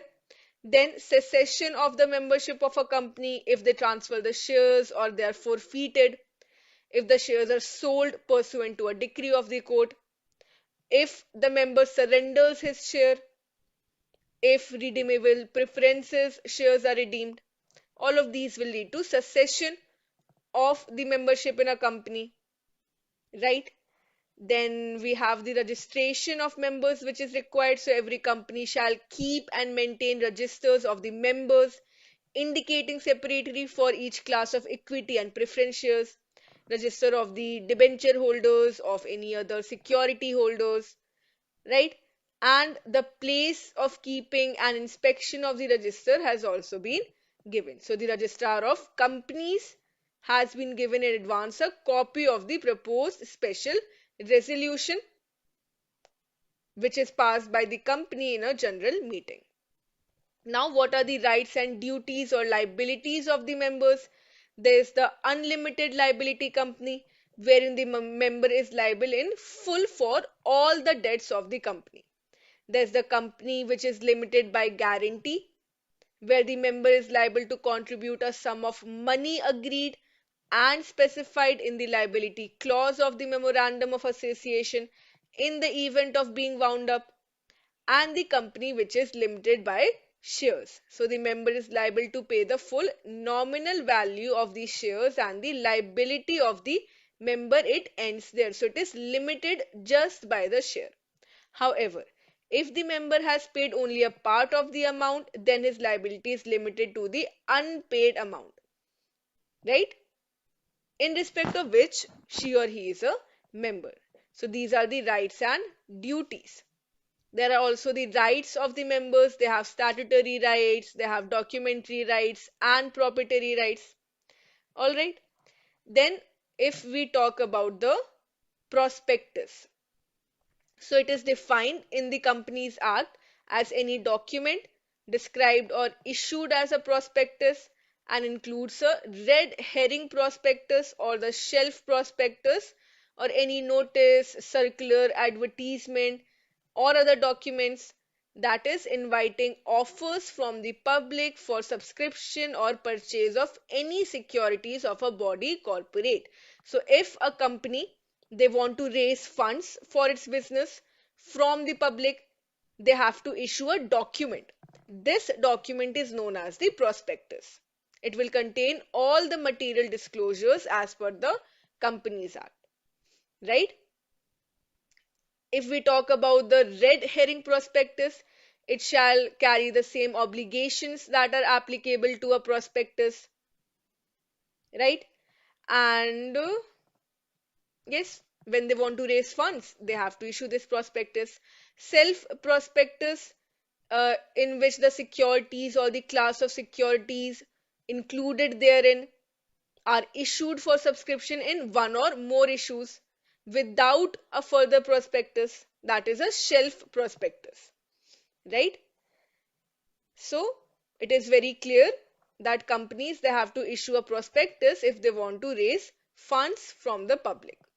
And obviously they have to comply with respect to the prospectus: time of issue, the contents, the date of publication, the signature of every director on the prospectus should be there. Application form with the prospectus should be given. Statements by expert in the prospectus and registration of the prospectus is necessary. If there are any misstatements in a prospectus, then what are the remedies? These misstatements can be of civil liability as well as criminal liability, right?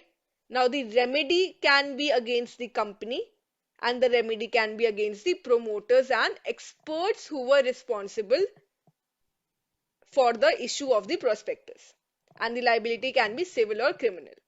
Civil liability will arise if there are untrue statements or misstatements or omissions in a prospectus which have induced any shareholder or debenture to buy shares or debentures respectively.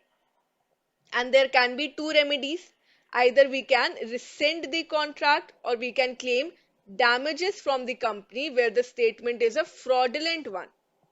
All right, so these are the remedies. So the remedies can be against the promoters and experts who were responsible. Remedies can also be against the experts who were responsible or associated with the issue of the prospectus. Then criminal liability will arise. It is required that certain matters and reports must be stated in the prospectus. Failure to do so will render the director or any other person responsible to be punished with fine and imprisonment or both. So this is given in the section 34. All right. So if a statement is untrue or misleading, it can lead to mislead of every person or any person, then that person has the authority to claim and apply a criminal liability. All right. And finally, if we talk about the directors of the company, so as per the section 149 of the Companies Act 2013, every company must have a minimum number of 3 directors. In the case of a public company, this is very important. 2 directors if it is a private company, and 1 director if it is a one-person company. Then there should be a maximum of 15 directors, provided that a company may appoint more after passing a special resolution. And further, it is provided that such class or classes of companies shall have at least one woman director. So this is the number of directors. Again, we have studied previously also that every company shall have at least one director who has stayed in India for a total period of not less than 182 days in the previous calendar year, which means they should be a resident of India. And every listed public company shall have at least 1/3 of the total number of directors as independent directors, and then the central government may prescribe the minimum number in the case of any class or other classes of public companies, right? Then we have the definitions of the independent directors, the relation to his relatives, the appointment of directors and proportion of those who are retired by rotation, how the positions will be filled, right? Today we are covering the unit 29 from module D of our BRBL paper, the Limited Liability Partnership Act of 2008. We also had a little discussion of the LLPs, the Limited Liability Partnership firms, in the unit 27 when we were discussing about the Partnership Act. Now we'll be covering this act in detail. Okay, so I hope you remember that the Limited Liability Partnership is under the Partnership Act of 1932, and it has to get itself registered. So it makes it different from other partnership firms.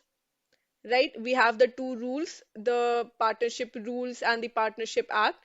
All of these things we'll be covering today. Okay. So the limited liability partnership firm is a body corporate which has its existence separate from the partners. This means that the firm has to get registered and it is separate from the partners. It is a separate legal entity. So it has certain characteristics which are similar to the company which is constituted under the Companies Act of 2013, and these are given in the LLP Act of 2008. Right? So what are the characteristics of the LLP? LLP is a body corporate formed and incorporated under this act, and it is a legal entity separate from that of its partners, and it has perpetual succession. It means that even if one or two partners of the firm leave, the partnership will or the firm will still continue. So there's a difference between the dissolution of a firm and the dissolution of partnership. All right. So it has perpetual succession, means it is going to continue even if there's a change in the nature of the partnership. Right? So a change in the partners of the limited liability partnership shall not affect the existence, the rights, and the liabilities of the limited liability partnership. They will still remain the same. Now, there are various definitions like the appellate tribunal. Appellate tribunal is the National Company Law Appellate Tribunal. Body corporate, we already know, it is a LLP that is registered under the Act, or LLP incorporated outside India, but it does not include a corporation sole or a society. Then we have the designated partners, the entities, limited liability partnership agreement, all of these things. So this is the meaning of a body corporate. Now, if we talk about the partners or the designated partners, so there should be at least two partners to form a partnership. If, let's say, the partnership was of two persons and one of the partner leaves or retires or because of death of the partner, then this one partner cannot now continue as a partnership. There should be at least two partners. If at any point this number of partners is reduced below two, and the LLP carries on the business for more than 6 months while the number is so reduced, that is, the LLP is carrying on with one person only, then he shall be liable personally for all the obligations of the LLP incurred during that period. Right? So for 6 months, if they still continue, then they will be liable. Also, every LLP shall have at least two designated partners, and at least one of the designated partners shall be a resident in India. Now, when we talk about the designated partners, what is the meaning? They have certain responsibilities, the designated partners, that are specified, and they will become a designated partner only after their prior consent to such notice. So what are the liabilities and the responsibilities? They are responsible for all the acts, the matters, and the things which are required to be done by the LLP in respect of the compliance of the provisions of the Act. For example, for the filing of any document or a return or a statement or a report. They are also liable to all the penalties which are imposed for the contravention of these provisions. So responsible for all the acts on behalf of the LLP, as well as responsible or liable to the penalties which are imposed on the LLP. Right? And if we are, let's say, talking about a change in respect of new designated partners, then an LLP must appoint a designated partners within 30 days of such vacancy. Within 30 days of arising of such vacancy, the LLP should appoint a designated partner. Then if we talk about the incorporation of a LLP, there should be an incorporation document, right? Two or more persons carrying on the lawful business with a view to share the profit, they should subscribe their names to an incorporation document. It shall be filed in such a manner as prescribed with the registrar of the state, and along with the incorporation document, a statement will be made forming the LLP. So, the incorporation document will be in the form as may be prescribed. It will state the name of the LLP, state the proposed business of the LLP, the address of the registered office, name and address of each of the partners, designated partners, and any other important information. Right? Registration, we have already seen. The certificate should be, the LLP should get a certificate that the LLP is incorporated by the name which is specified therein, registered office as per the address. All right. Now, what will be the effect of LLP getting registered or incorporated? As soon as the LLP is incorporated, all the persons who subscribed their names to the incorporation document shall be its partners, and any other person may become a partner of the LLP, right? Then, when will a partner no longer be a partner of the LLP, or they cease to be a partner? On the death or dissolution of the LLP, if he is declared to be of unsound mind or by a competent court, or if he has applied to be adjudged as an insolvent. So in case of death, in case of being incompetent, and in case of insolvency, the partner will no longer be a partner. So this will lead to cessation of the partnership.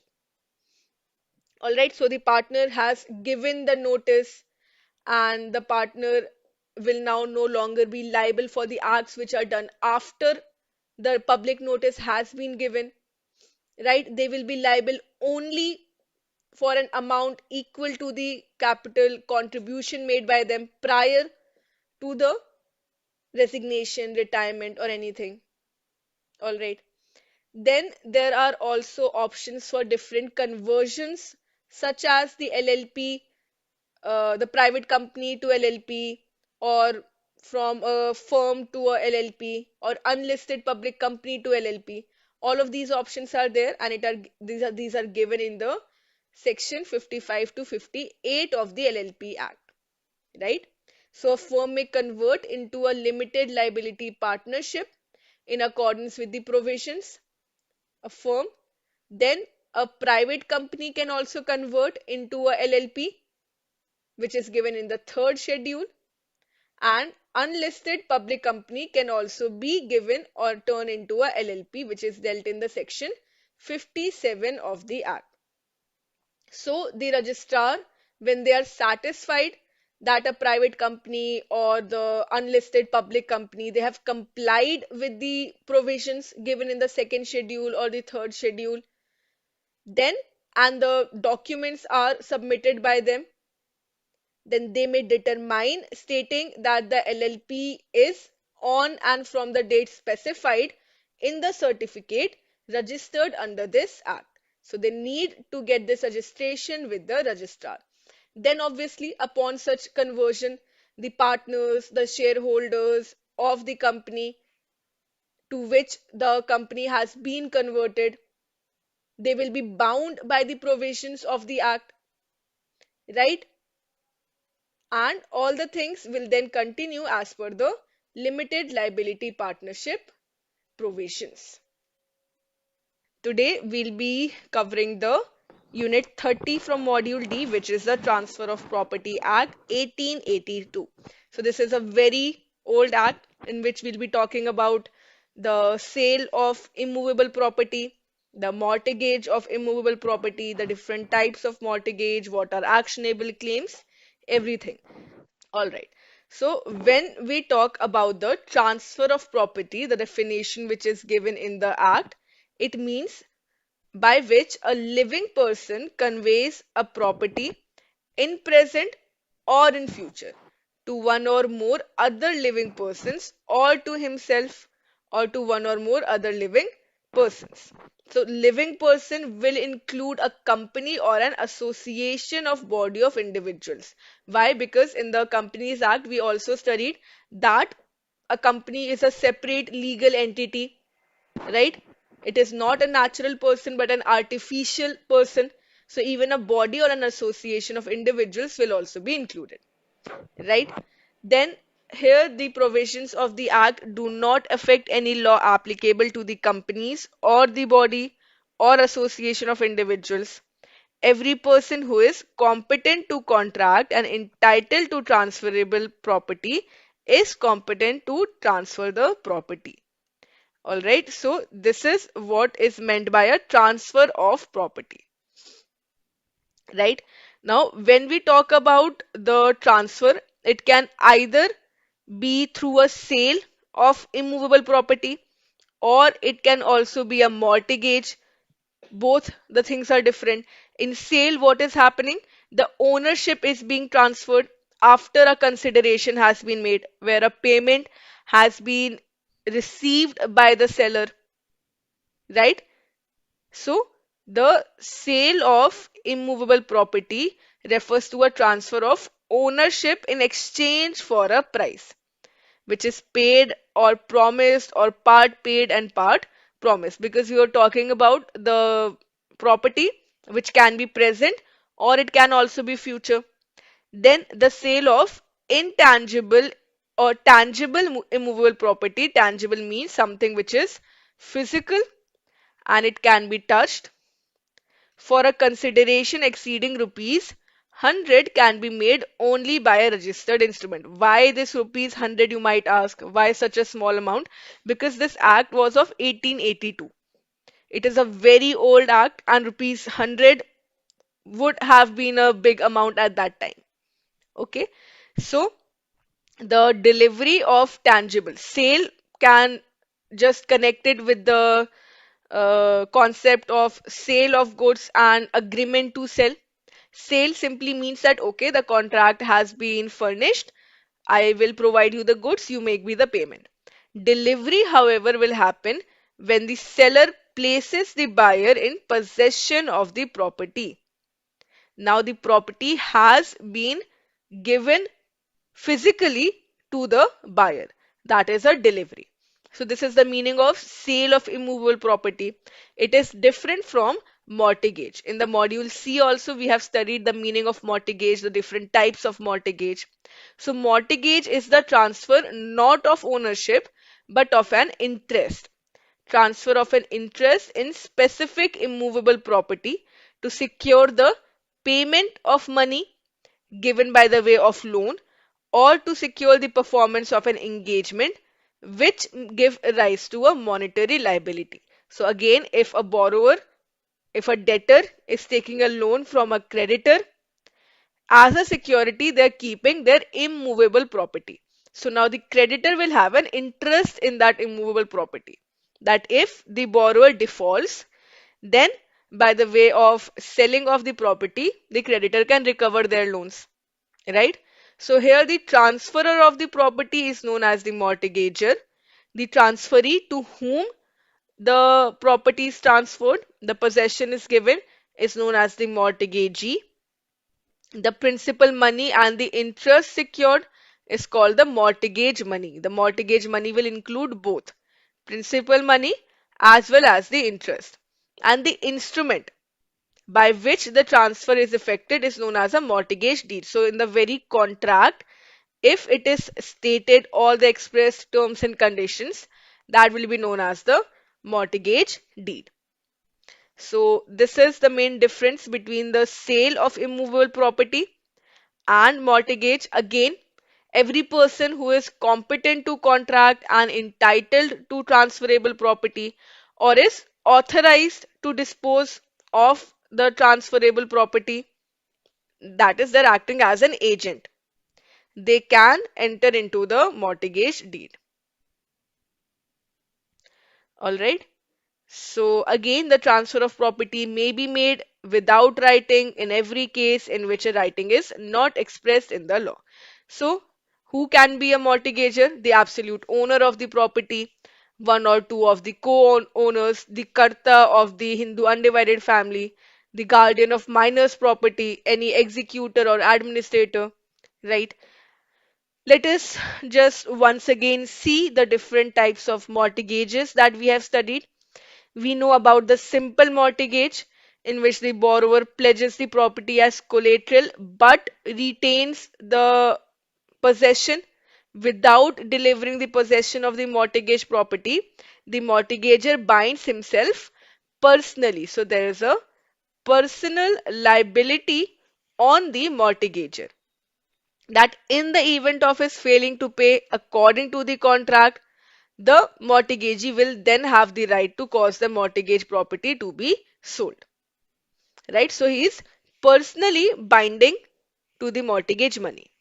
Then we have the mortgage by a conditional sale.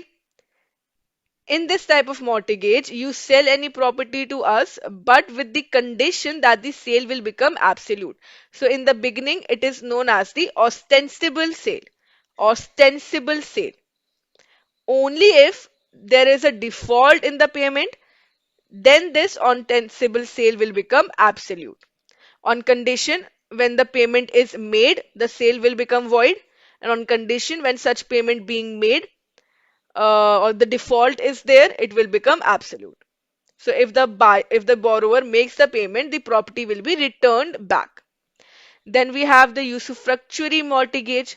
The borrower transfers the possession of the property to the lender. So there is a transfer of possession. Expressly or by implication, they bind themselves to deliver the possession. Alright. So the mortgager authorizes the mortgagee to return such possession until the payment of mortgage money. They also have the right to receive the rents and profits which are arising from the property. Then we have English mortgage, the borrower to repay the loan on a certain day and transfer the property to the lender as collateral. Again, there is a personal liability to repay the mortgage money. Then we have the mortgage by the deposit of title deeds or equitable mortgage, where only the title to the property is kept as a mortgage. In particular towns, Calcutta, Madras, and Bombay, and any other stated by the state government. So the mortgager delivers the documents to the of the title to the immovable property. And the last is the anomalous mortgage, which is a combination. It is a combination of the two types, any of the two types of the mortgage. All right. So these are the different types. I hope you remember. And there are options with the creditor. They can sell without the court intervention, or they can also enforce the mortgage through the court, right? So, after the enactment of the Recovery of Debts Due to Banks and the Financial Institutions Act, which is also known as the DRT Act, the recovery of debts of rupees 20 lakhs and above can be commenced in the DRT. The DRTs and the DRATs that we have studied in the DRT Act, I hope you remember. And if the bank and the financial institutions advance is less than rupees 20 lakhs, and if they were secured by a mortgage on the borrower's immovable property, then the lender has to file a civil suit. All right. Then what is the meaning of actionable claim? Actionable claim means any debt or to any beneficiary interest in the movable property not in possession, which the civil court recognized as giving relief, whether such debt or the beneficial interest be existing, conditional, or contingent. So, actionable claim means any debt on which the action can be taken by the creditor. There can also be a transfer of the actionable claim with or without consideration. It can be done only by the execution of an instrument in writing signed by the transferor. Signed by the transferor. However, there is no mandatory requirement of giving notice to the debtor before the transfer of the actionable claim. The transferee can also sue the debtor in his own name without obtaining the transferor's consent and without making him a party to the suit. So, this is the meaning of the actionable claim. And today we'll be discussing the Unit 31 from our Module D, which is the Right to Information Act, a very important act from which we have been seeing questions continuously in all the examinations. Also, very easy as well, right? So, basically, the general public of the nation has been provided this right by the government that they can seek information from the public authorities. Let us see what all are the provisions under the act. So, the Right to Information Act was enacted when? In the year 2005. Why? To provide for setting out the practical regime of right to information for the citizens to secure access to information under the control of public authorities in order to promote transparency and accountability. So, if I want to have any information regarding a policy or any norm, I can seek that information by sending an application to the required officer and I will be given that information until and unless it is something which is not allowed by law. All right. So, the aim of the act is to reduce corruption and holding of the governments and instrumentalities accountable to the governed by providing access to information. Also, it creates an effective machinery for the implementation of the act. So, if we talk about the implementation, it extends to the whole of India with effect from 31st of 2019. From 2019, it extends to the whole of India. The provisions relate to the obligation of the public authorities, designation of the public information officers and assistant public information officers. So there is the Central Information Commission which is constituted, and we also have the State Information Commission under which appointed public information officers and the assistant public information officers have to provide information sought by the citizens, right? Then the non-applicability of the act to certain organizations and the power to make rules came into force on 15th June 2005. The remaining provisions were made effective after 120 days, that is from 12th of October 2005. So right when it was enacted, all the provisions did not come into force. The provisions that came into force were the obligations of the public authority, the designation of the PIO and the assistant PIOs, the Central Information Commission, State Information Commission, and the non-applicability and powers to make rules. These came into force on 15th of June 2005. Remaining came into force on 12th of October 2005. And when this act came into force, that is on 12th of October 2005, the Freedom of Information Act 2002 was repealed. This is also an important point. The Right to Information Act repealed which former act? The Freedom of Information Act of 2002. Now there are certain definitions and provisions given. Which authorities are considered the public authorities from which citizens can seek any information? All public sector banks and other institutions which are owned and controlled by the government are public authorities and are required to comply with the provisions. So, the public authority information that they have to provide if any citizen asks for the particulars of the organization, functions, duties, powers of its officers and employees, the procedure followed in the decision making process, including channels of supervision and accountability, the norms set by it for the discharge of its functions, the rules, regulations, instructions, manuals, records which are held by it or under its control or used by its employees for discharging its functions. So these are the different informations that the citizens of India, that the public, they can ask or seek for. So simply they can write the application to the PIOs and seek this information.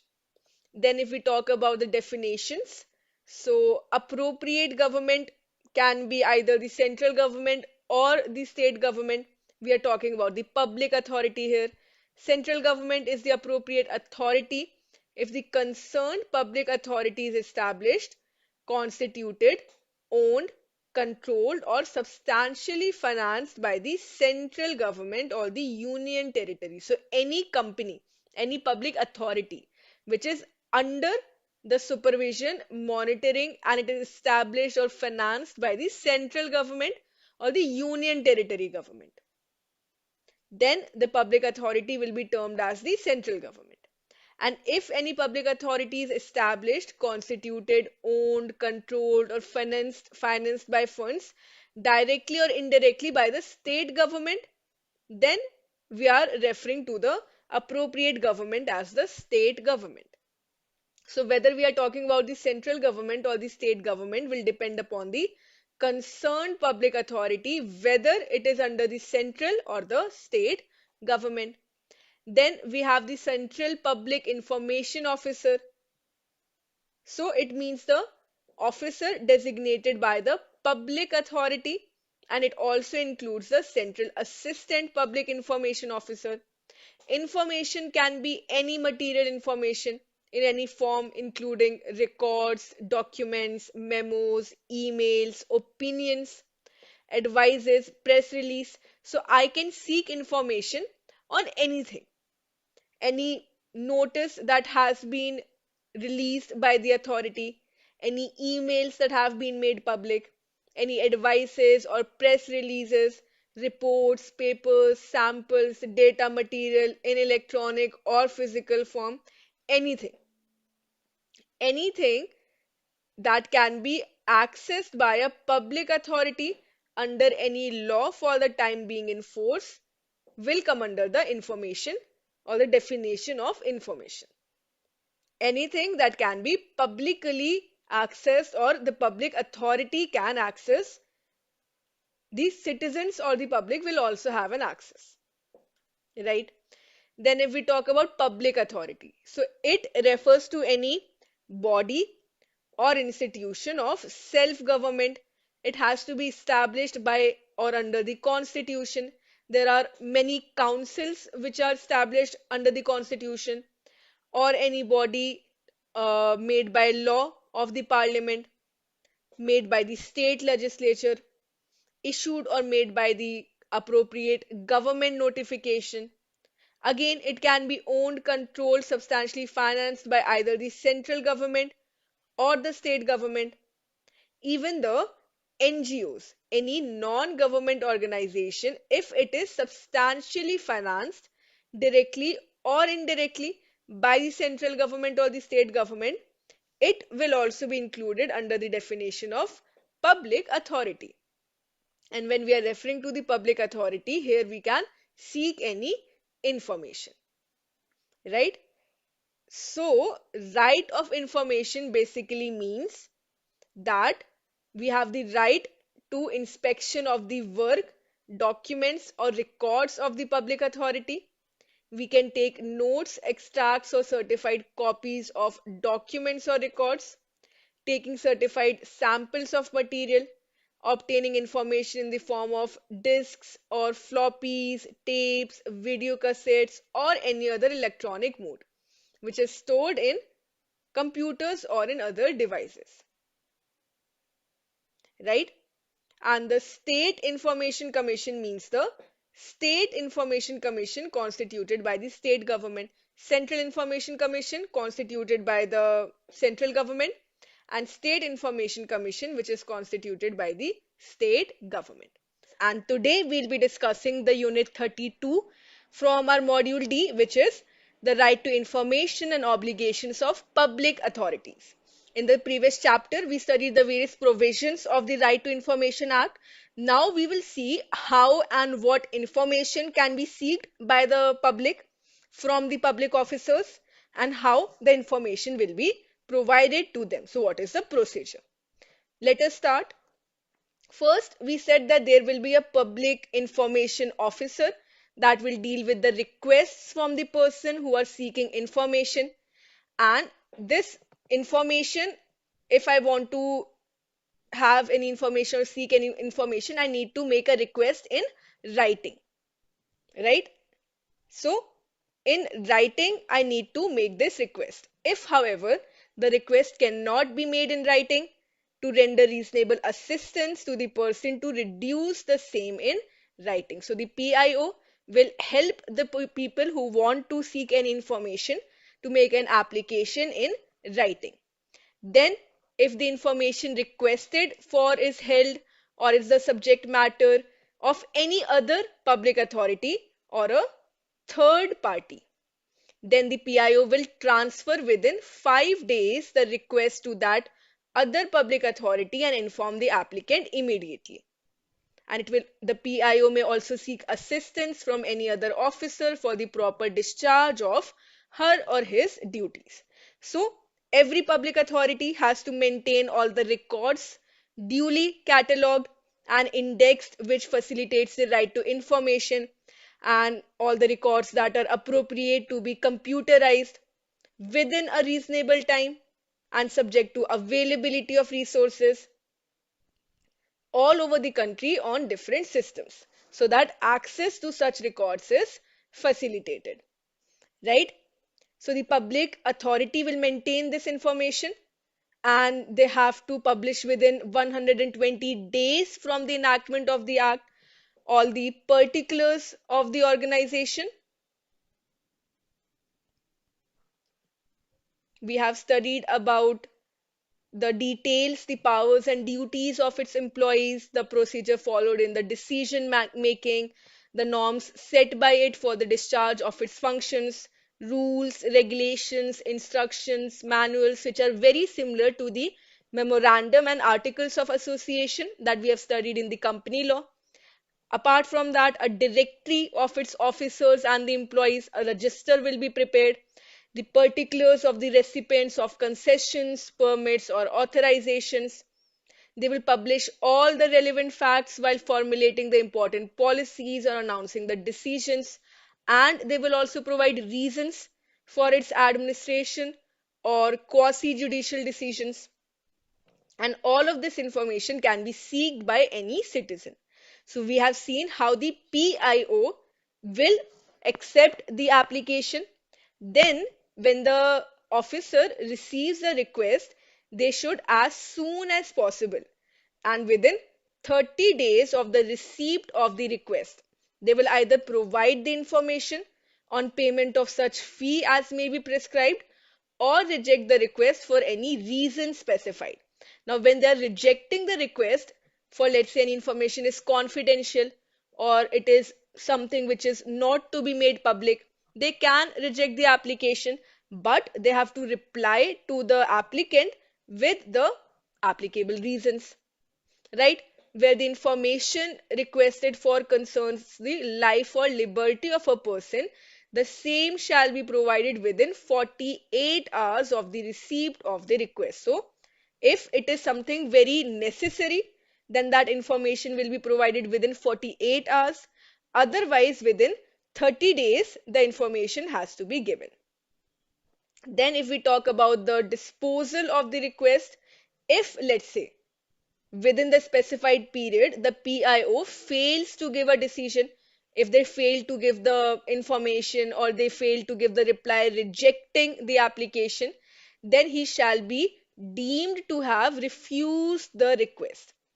And they have to communicate to the requester the reasons for such rejection, the period within which an appeal against such rejection may be preferred, and the particulars of the appellate authority to which the higher appeal can be preferred. So, although the rejection will be only in exceptional cases, the PIO shall provide the information in the form in which it is sought, unless it would disproportionately divert the resources of the public authority, or it will be detrimental to the safety or preservation of the record in question. So if let's say complete information is provided, that is fine.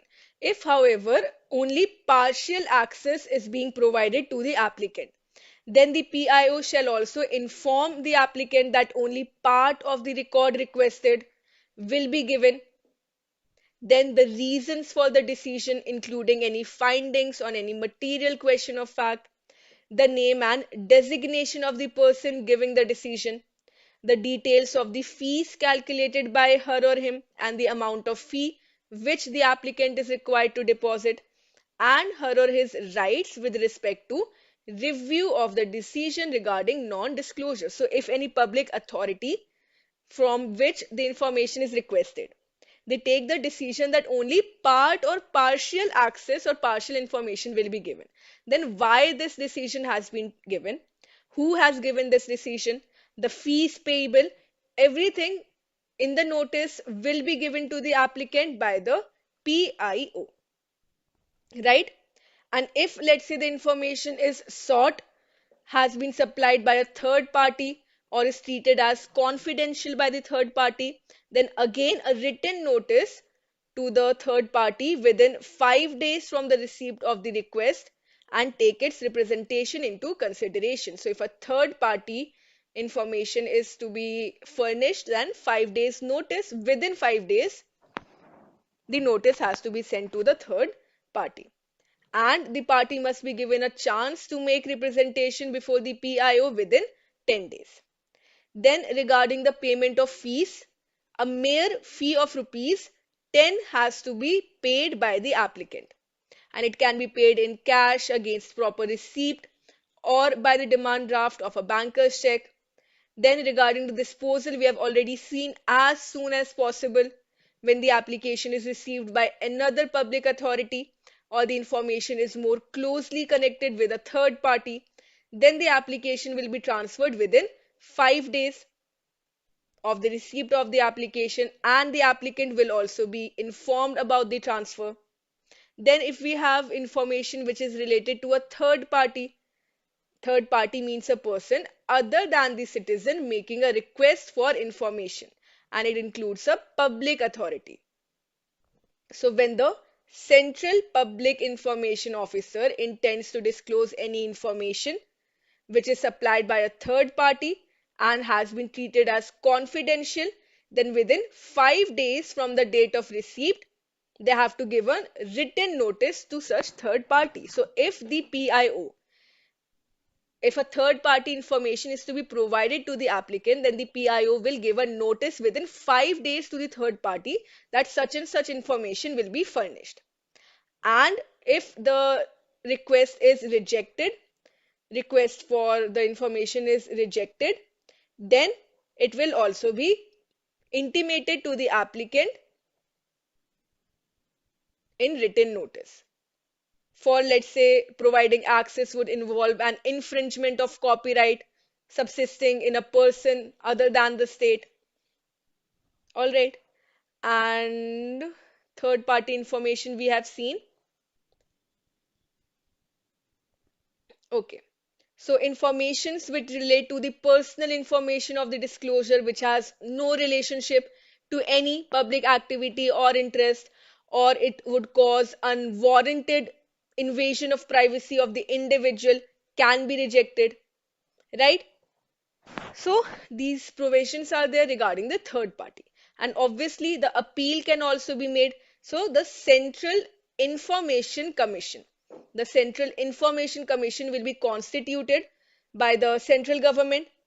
The state governments also have the power to constitute a state body which will be known as the State Information Commission, and they will act as the appellate authority.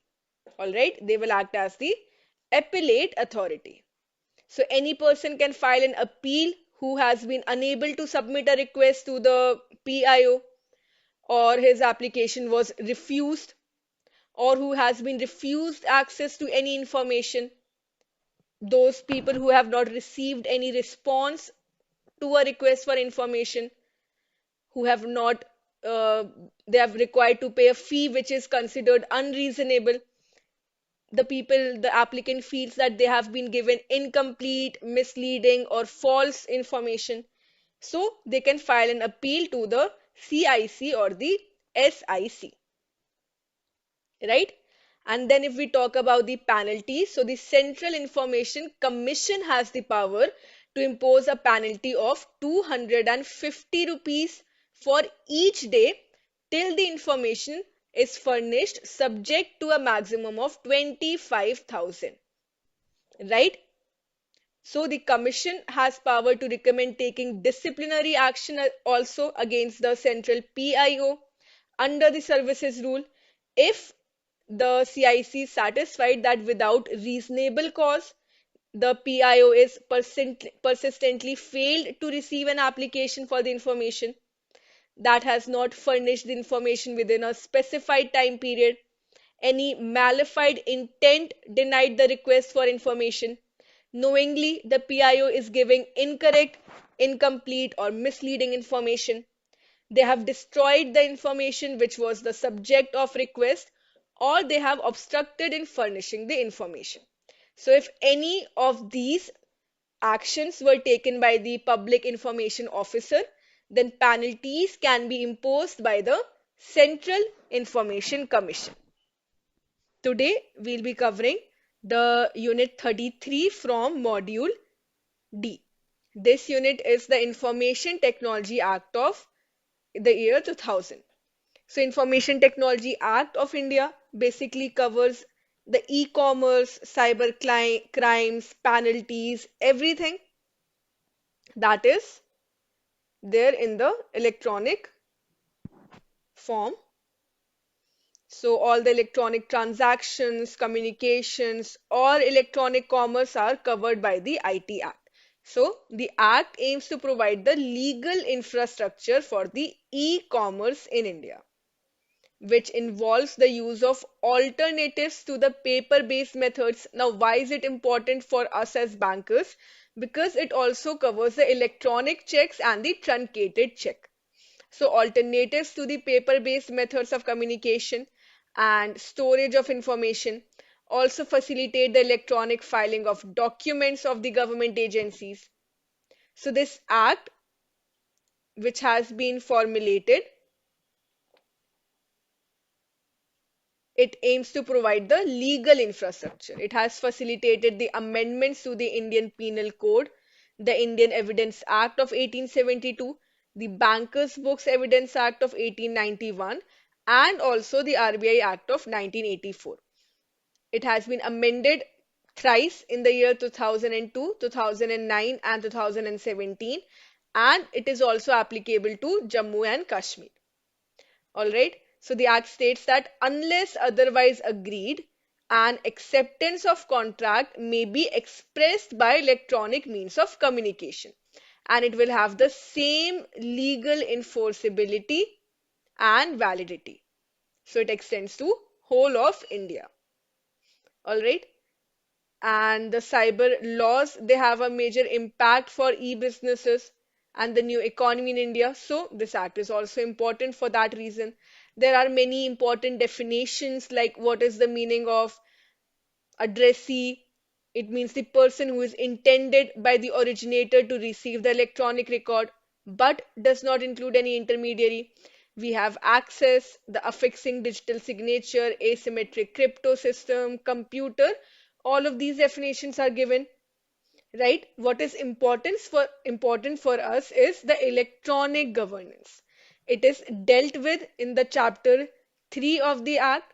It gives legal recognition to the electronic records, electronic signatures, including government and its agencies. So where all or wherein the electronic governance will be applied when we are dealing with electronic records, electronic signatures, and government and its agencies. So it also provides that information or any other matter shall be in writing or in the typewritten or printed form, and nothing shall be contained in this law, such requirements shall be deemed to have been satisfied if the same information is made available in the electronic form. All right. So the information maintained in electronic form will have the same legal validity and enforceability. Then what is the certifying authority? There's a scheme for the regulation of certifying authorities given in the chapter 4. So there's the controller of certifying authorities who shall perform the function of exercising supervision over the activities of the certifying authorities, as also lay down the standards and conditions governing the certifying authorities, and specifying the various forms and content of digital signature certificates. So the controller will perform functions like exercising supervision, certifying the public keys of the authorities, specifying the qualification and experience of the certifying authority, then the form and content of the electronic signature, terms and conditions, establishment of any electronic system by a certifying authority, also maintaining a database containing the disclosure record of every certifying authority containing such particulars. Right?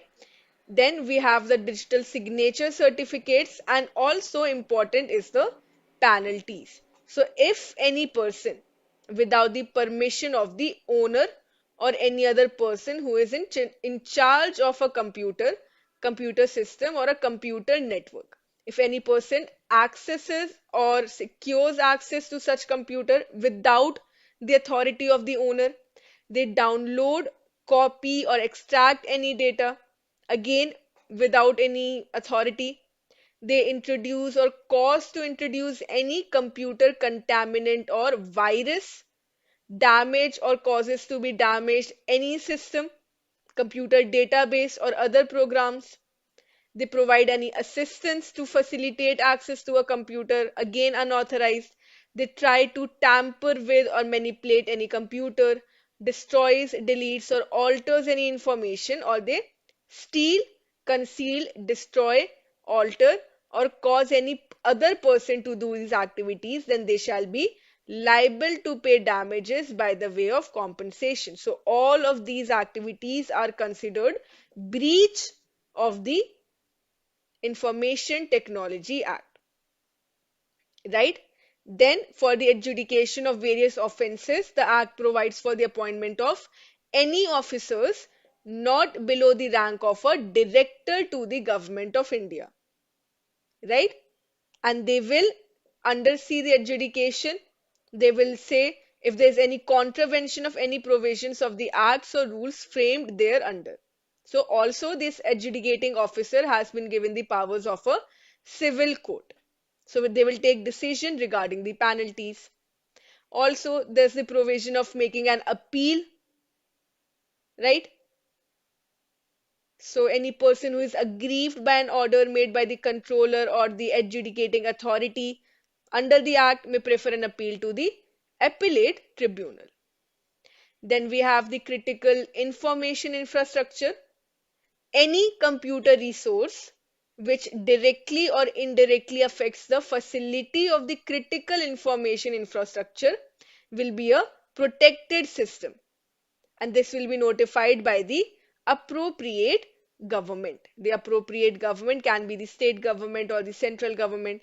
So they also by a order in writing authorize the persons to access the protected systems. Now, if any person who secures access or attempts to secure access of a protected system in contravention of the provisions of the section will be punished with imprisonment of either description for a term which may extend to 10 years and also will be liable to a fine. Right? So if any person tries to contravene, if they try to gain unauthorized access to this protected computer or critical information infrastructure, they will be liable to a fine as well as imprisonment extended to 10 years. The information security practices and procedures for the protected system will be prescribed by the central government. who will be the nodal responsibility for all the measures, including the research and development related to protection of critical information infrastructure, the manner in which the functions and duties will be performed, everything will be decided by the central government. They will designate any organization as the national nodal agency. Then, how is the act applied to the electronic check and truncated check? It shall apply to these two, subject to such modifications and amendments as may be necessary for carrying out the purposes of the Negotiable Instruments Act of 1881. We have studied about the Negotiable Instruments Act. So every notification made by the central government will be laid down before each house of the parliament for a period of 30 days, and such modifications will be made. All right. Also, there's the constitution provision for the constitution of the Cyber Regulation Advisory Committee. The Cyber Regulation Advisory Committee, which will advise the government as regards any rules or any other purpose connected with the said act. There are also certain exemptions or the documents or transactions to which the act shall not apply. So, the first schedule to the Act enumerates the documents or transactions to which the Act does not apply. These are a negotiable instrument other than a check, a power of attorney, a trust as defined in the Section 3 of the Indian Trust Act, a will as defined in the Indian Succession Act, including any other testamentary disposition, and any contract for the sale or conveyance of immovable property. So these are the documents or transactions to which the provisions of the Information Technology Act will not be applied. Right? Now this schedule has been amended in respect of the entries relating or transactions pertaining to the negotiable instruments. So the first schedule has been amended to exclude the demand promissory notes and bills of exchange issued in favor or endorsed by an entity regulated by RBI, NHB, SEBI, IRDAI, or the PIFRDA. Right? They have been excluded from the first schedule. The powers of attorney, which empower an entity regulated by the regulatory authorities, have also been excluded, and omit the contracts for the sale of conveyance of immovable property. So these amendments, these exempted documents and transactions are important. So today we'll be discussing the unit 34, which is the last unit of module D as well as the whole syllabus.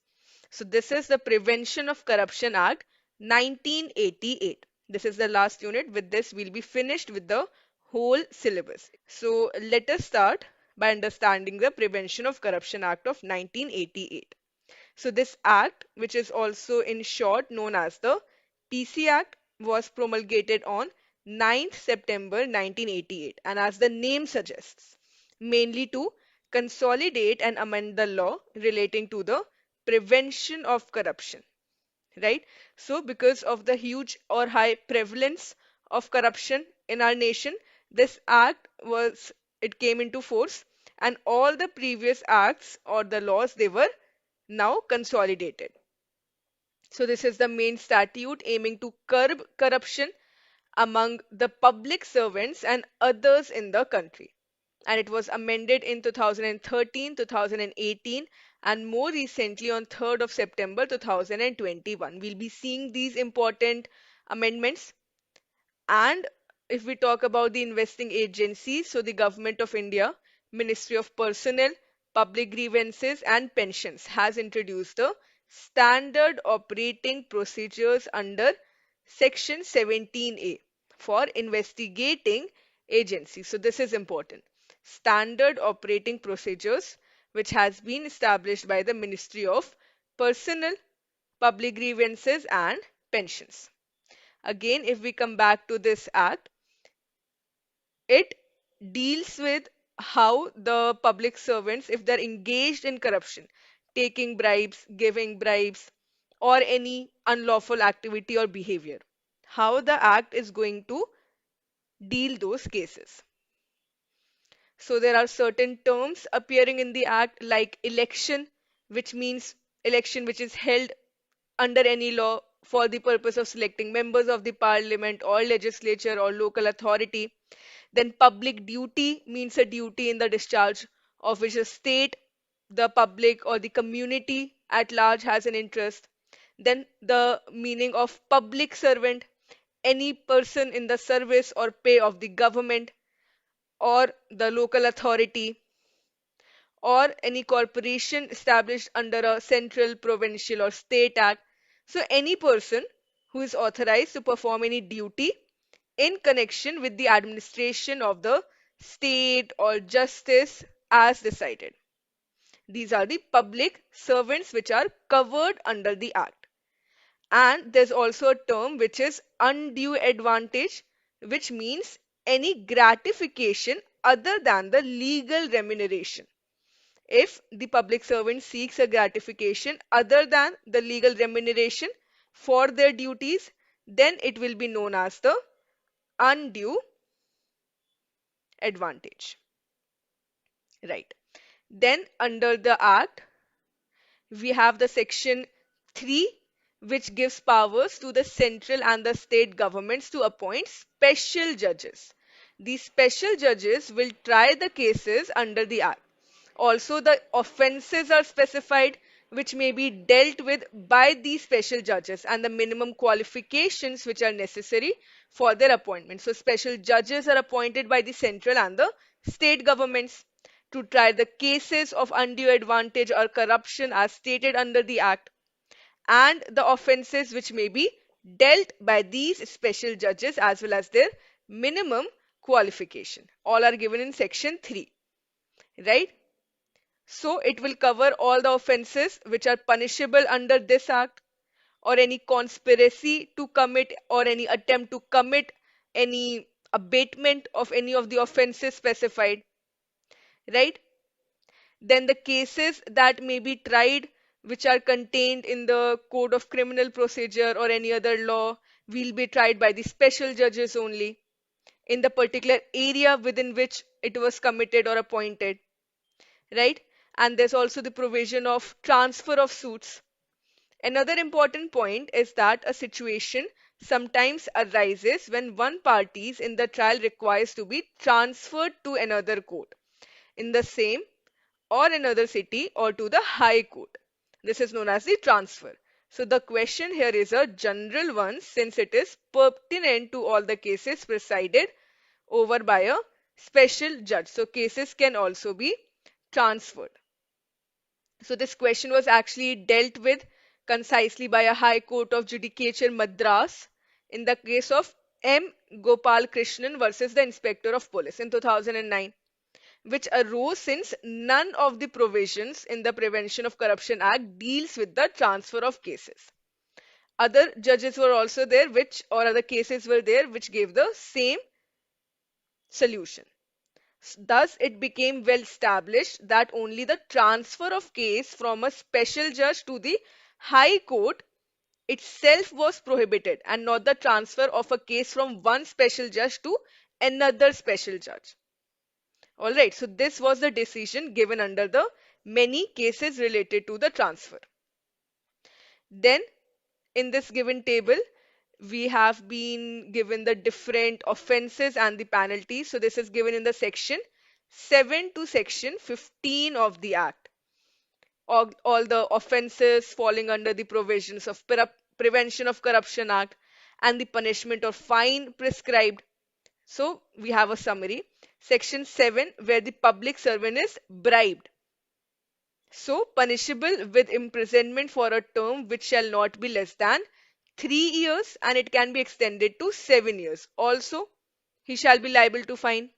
Then 7A, taking undue advantage to influence public servant by corrupt or illegal means. So if any person tries to take undue advantage to influence the public servant, then punishable with imprisonment for a term which shall not be less than 3 years and can be extended to 7 years.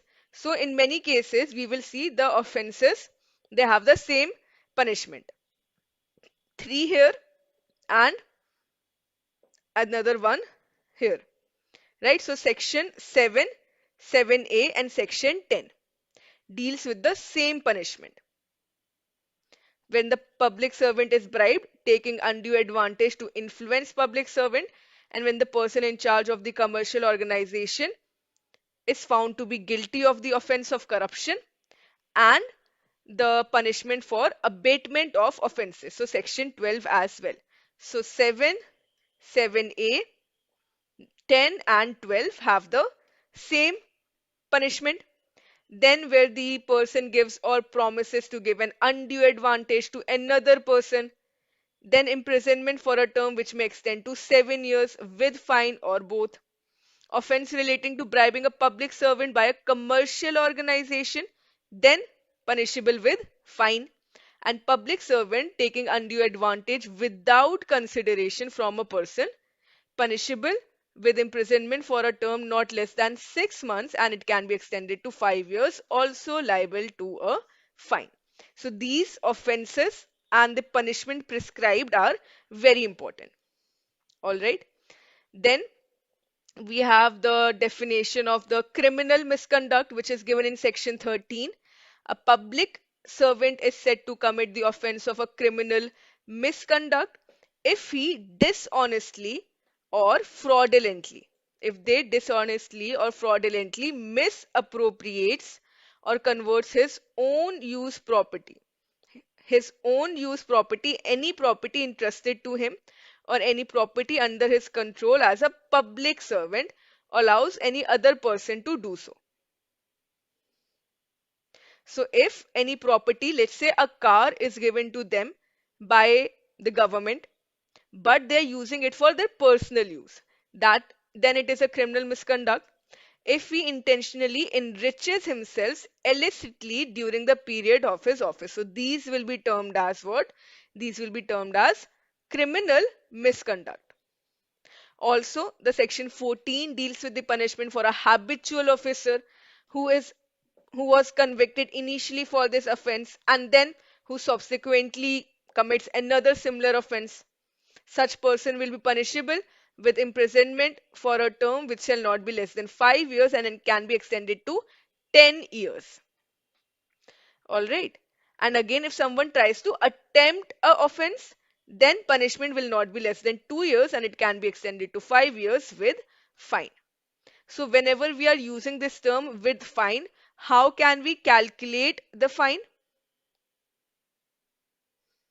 How can we calculate the fine? So the provision is given that the criteria to be taken into consideration by the court when determining the amount of fine is brought out.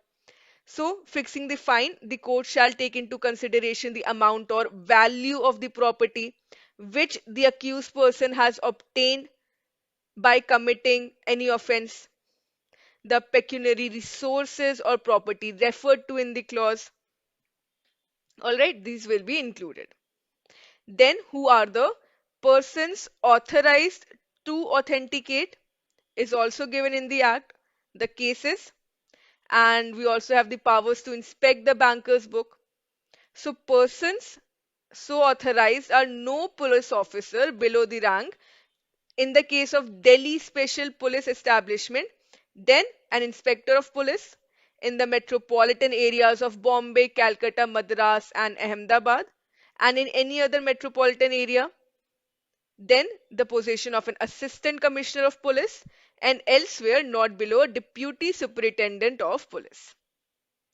Then we also have the section 18 of the Act, which gives powers to a police officer who has the reason to suspect that for the purpose of investigation or inquiry, it is necessary to inspect any banker's books. Right? So he may inspect any banker's book if they are related to the accounts of the person suspected to have committed that offense, or they are suspected to be holding money on behalf of such person. So if the public officer is having an account, that bankers books can be checked. Also, if they have, let's say, transferred the black money or the corruption or the bribe amount to their relatives account, that can also be inspected. So the banks who approached has to provide the certified copy. So we had studied about this in the Bankers Books Evidence Act, that now original documents are not required. The banks can simply provide the certified copies of the relevant entries to assess the public officer. However, again, this police officer should not be below the rank of a superintendent of police unless he is specially authorized in this behalf by a police officer or above the rank of a superintendent of police. So if they're above the rank or they are authorized by any officer, then they can. Otherwise, below this rank, the police officer cannot investigate. So that is all for today. We have completed the revision of this module. And now, if you want to join us for the last minute revision, enroll now for the BRBL capsule batch.